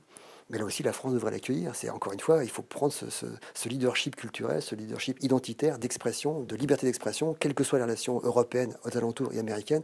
La France devrait retrouver le siècle des Lumières, justement, ça devrait se faire maintenant. On devrait accueillir Assange, on devrait accueillir Snowden. Pas forcément leur donner raison, mais au moins les accueillir pour pouvoir leur donner un temps de repos, un temps de réflexion, un fameux moratoire avant qu'ils soient jugés par des instances internationales. J'arrive pas à comprendre le rôle français par rapport à ça. Bon. C'est très simple à comprendre. Très simple. Pas de couilles, pas d'embrouille. Ben ouais, ben c'est dommage. Parce que Ah, moi, les leaders dont je parlais, Clémenceau et De Gaulle, quand j'ai regardé l'histoire de France, c'est vraiment les deux leaders qui sortent très forts. Clémenceau, un personnage très intéressant, ambigu, il a fait tirer sur les grévistes, mais très intéressant. Il a prévenu les communards du carnage qui allait se passer. Médecin à l'origine, c'est lui qui a quand même accueilli Zola pour son J'accuse. Et au départ, il est convaincu de la culpabilité de Dreyfus, il faut le savoir. Et c'est Zola qui dit, mais le procès n'a pas été bien fait. À dire, si ça n'a pas été bien fait, à ce moment-là, ok, on publie la lettre. Et après, il a été convaincu de l'innocence de Dreyfus. Très intéressant. Voilà, donc ces deux leaders avaient ce que vous appelez pudiquement des couilles. Et donc voilà, effectivement. Mais le système qui appelle ces gens au pouvoir, qui appelle ces gens, ces grands narcisses dans la lumière du pouvoir, appelle pas des gens qui ont des couilles, justement. Voilà, c'est peut-être ça l'origine du ou problème. des ovaires. Ou des ovaires, ouais, c'est peut-être des ovaires qu'il faudrait, justement. Je sais pas qui on pourrait avoir, d'ailleurs. Compliqué, hein. Ouais. Trump, un mot sur Trump. Bah, Trump, c'est une des déviances de la culture américaine. Alors c'est drôle parce que les Américains mettent toujours leur constitution en avant. Alors il faut savoir que la constitution américaine, elle a été faite par des quinquagénaires riches, blancs, et dont certains étaient esclavagistes. Donc il ne faut pas non plus sans arrêt brandir la constitution comme une vérité. Ils ont la même constitution depuis 200 ans. Nous, il y a 200 ans, on était encore sous l'aristocratie. Donc quelque part, il y a quelque chose qui ne va pas. Et quand on réfléchit d'ailleurs au fait que Trump arrive, bah, c'est justement cette constitution qui n'a jamais été changée. Quand ils ont fait les grands électeurs, l'Amérique ne possédait qu'un tiers du territoire. Et l'idée, c'était de donner plus de voix aux fermiers qui avaient 2000 hectares pour que sa voix soit plus forte que l'habitant à New York. Mais ce système-là, il est périmé depuis belle lurette. Ils ont colonisé l'Amérique entière en massacrant les Indiens et même colonisé le monde. Et ils continuent à garder ce système de vote qui fait qu'un vote populaire peut être infériorisé par rapport à un vote de grands électeurs. Donc voilà, donc c'est à la fois c'est un sociopathe archi fréquent dans les réseaux, enfin dans la télé-réalité américaine. Voilà, c'est un multidéviant du capitalisme. Pourquoi la Constitution américaine est-elle aussi mal faite qu'elle permet l'ascension au pouvoir d'un individu comme ça? Voilà, la parole populaire aux États-Unis, elle est brimée, indiscutablement. Et je pense qu'elle risque d'être primée encore une fois sur les prochaines élections qui arrivent. Et donc voilà, il incarne la déviance constitutionnelle de l'Amérique, voilà, si je peux m'exprimer ainsi. Voilà. Question Internet, que je vais couper un peu. Monsieur Dupontel a-t-il envisagé de faire un film d'animation? Si j'en avais les moyens, avec grand plaisir, mais je n'en ai pas les moyens. Il faut savoir que l'animation, c'est un truc très compliqué. Il y a d'ailleurs une école en France, l'école des Gobelins, dont tous les élèves s'arrachent littéralement la sortie par les studios Chic. Disney. Ils font des trucs extraordinaires et tout, donc j'ai pas les compétences de ça. Mais pourquoi pas participer à l'élaboration d'un scénario, parce qu'il y a des choses sublimes qui sont faites dans ce domaine, objectivement. Est-ce qu'on arrive à la fin de notre interview? On a toujours deux questions rituelles qui ne sont pas des questions. 3 livres à conseiller à notre communauté et un conseil pour les jeunes générations. Oh là, vous vous rendez compte l'impression que vous me mettez là. Alors des livres, je vous dirais L'éloge de la fuite de Laborie, voilà, très intéressant. Laborie est un comportementaliste, chirurgien au départ, et qui est un des premiers à avoir trouvé la molécule de chlorpromazine, qui est un tranquillisant. Grâce à cette découverte, il a fait un laboratoire d'études du comportement humain, il a écrit moult ouvrages, et L'éloge de la fuite est un bouquin vraiment très très intéressant sur le comportement humain, qui regroupe un petit peu tout ce qu'on a évoqué pendant ce petit moment passé ensemble. Et notamment, il y a un film qui a été fait via l'éloge de la fuite, c'est Mon oncle d'Amérique d'Alain Resnais, avec entre autres Depardieu, qui est un film également très intéressant, moins que le livre, moins clair, mais en tout cas très intéressant. Ah, pour le premier bouquin. Le deuxième, de l'inégalité parmi les sociétés, de Jared Diamond, qui est un parcours de toute l'origine humaine, en fait, de la corne est de l'Afrique, pour ce qu'on en sait aujourd'hui. L'Homo Homo sapiens est arrivé il y a à peu près 300 000 ans et a commencé à coloniser toute la Terre, repoussant les Néandertals et les Cro-Magnons, même si même des fois on se dit qu'ils sont encore là quand on voit certains Homo Homo sapiens. Et donc c'est tout le parcours humain par rapport à ça, c'est absolument passionnant. On se rend compte qu'on est tous frères et sœurs, on se rend compte que Ève a probablement existé, dans la mesure où il y a une femme Homo sapiens, une femme néandertalienne qui a une mutation génétique qui a donné ce fameux cortex, le lobe frontal, qui fait la différence entre le Néandertal et le Cro-Magnon, c'est l'Homo Homo sapiens, le cerveau de l'imagination. Voilà, tout ça c'est dans ce bouquin, c'est vraiment très intéressant. Et puis pour pas être trop sérieux, un livre d'Hugo qui est pas très connu s'appelle Les Travers de la mer, qui est extraordinaire. C'est un livre que j'aimerais bien adapter, mais c'est très cher. C'est un film d'époque. Enfin, c'est un livre d'époque. Il raconte la saga d'un petit pêcheur de Guernesey qui cherche à séduire une femme. C'est passionnant. C'est pas le plus connu, mais il est magnifique. Voilà. Bon, il y en a beaucoup, beaucoup d'autres. Hein, Avant le conseil pour les jeunes générations, là on nous demande 3 films à conseiller. Ah ouais, 3 films, ce sera plus intéressant. Alors là aussi, il y en a des centaines.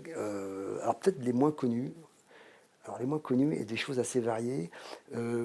Being There de Hal Ashby avec Peter Sellers, tiré d'un livre dont le nom, un auteur russe, le nom m'échappe, qui a écrit L'oiseau de feu, Peut-être que quelqu'un sur la communauté pourra le trouver, ce nom-là. Il a un nom compliqué, Jerzy quelque chose. Kosinski, Jerzy Kosinski, voilà.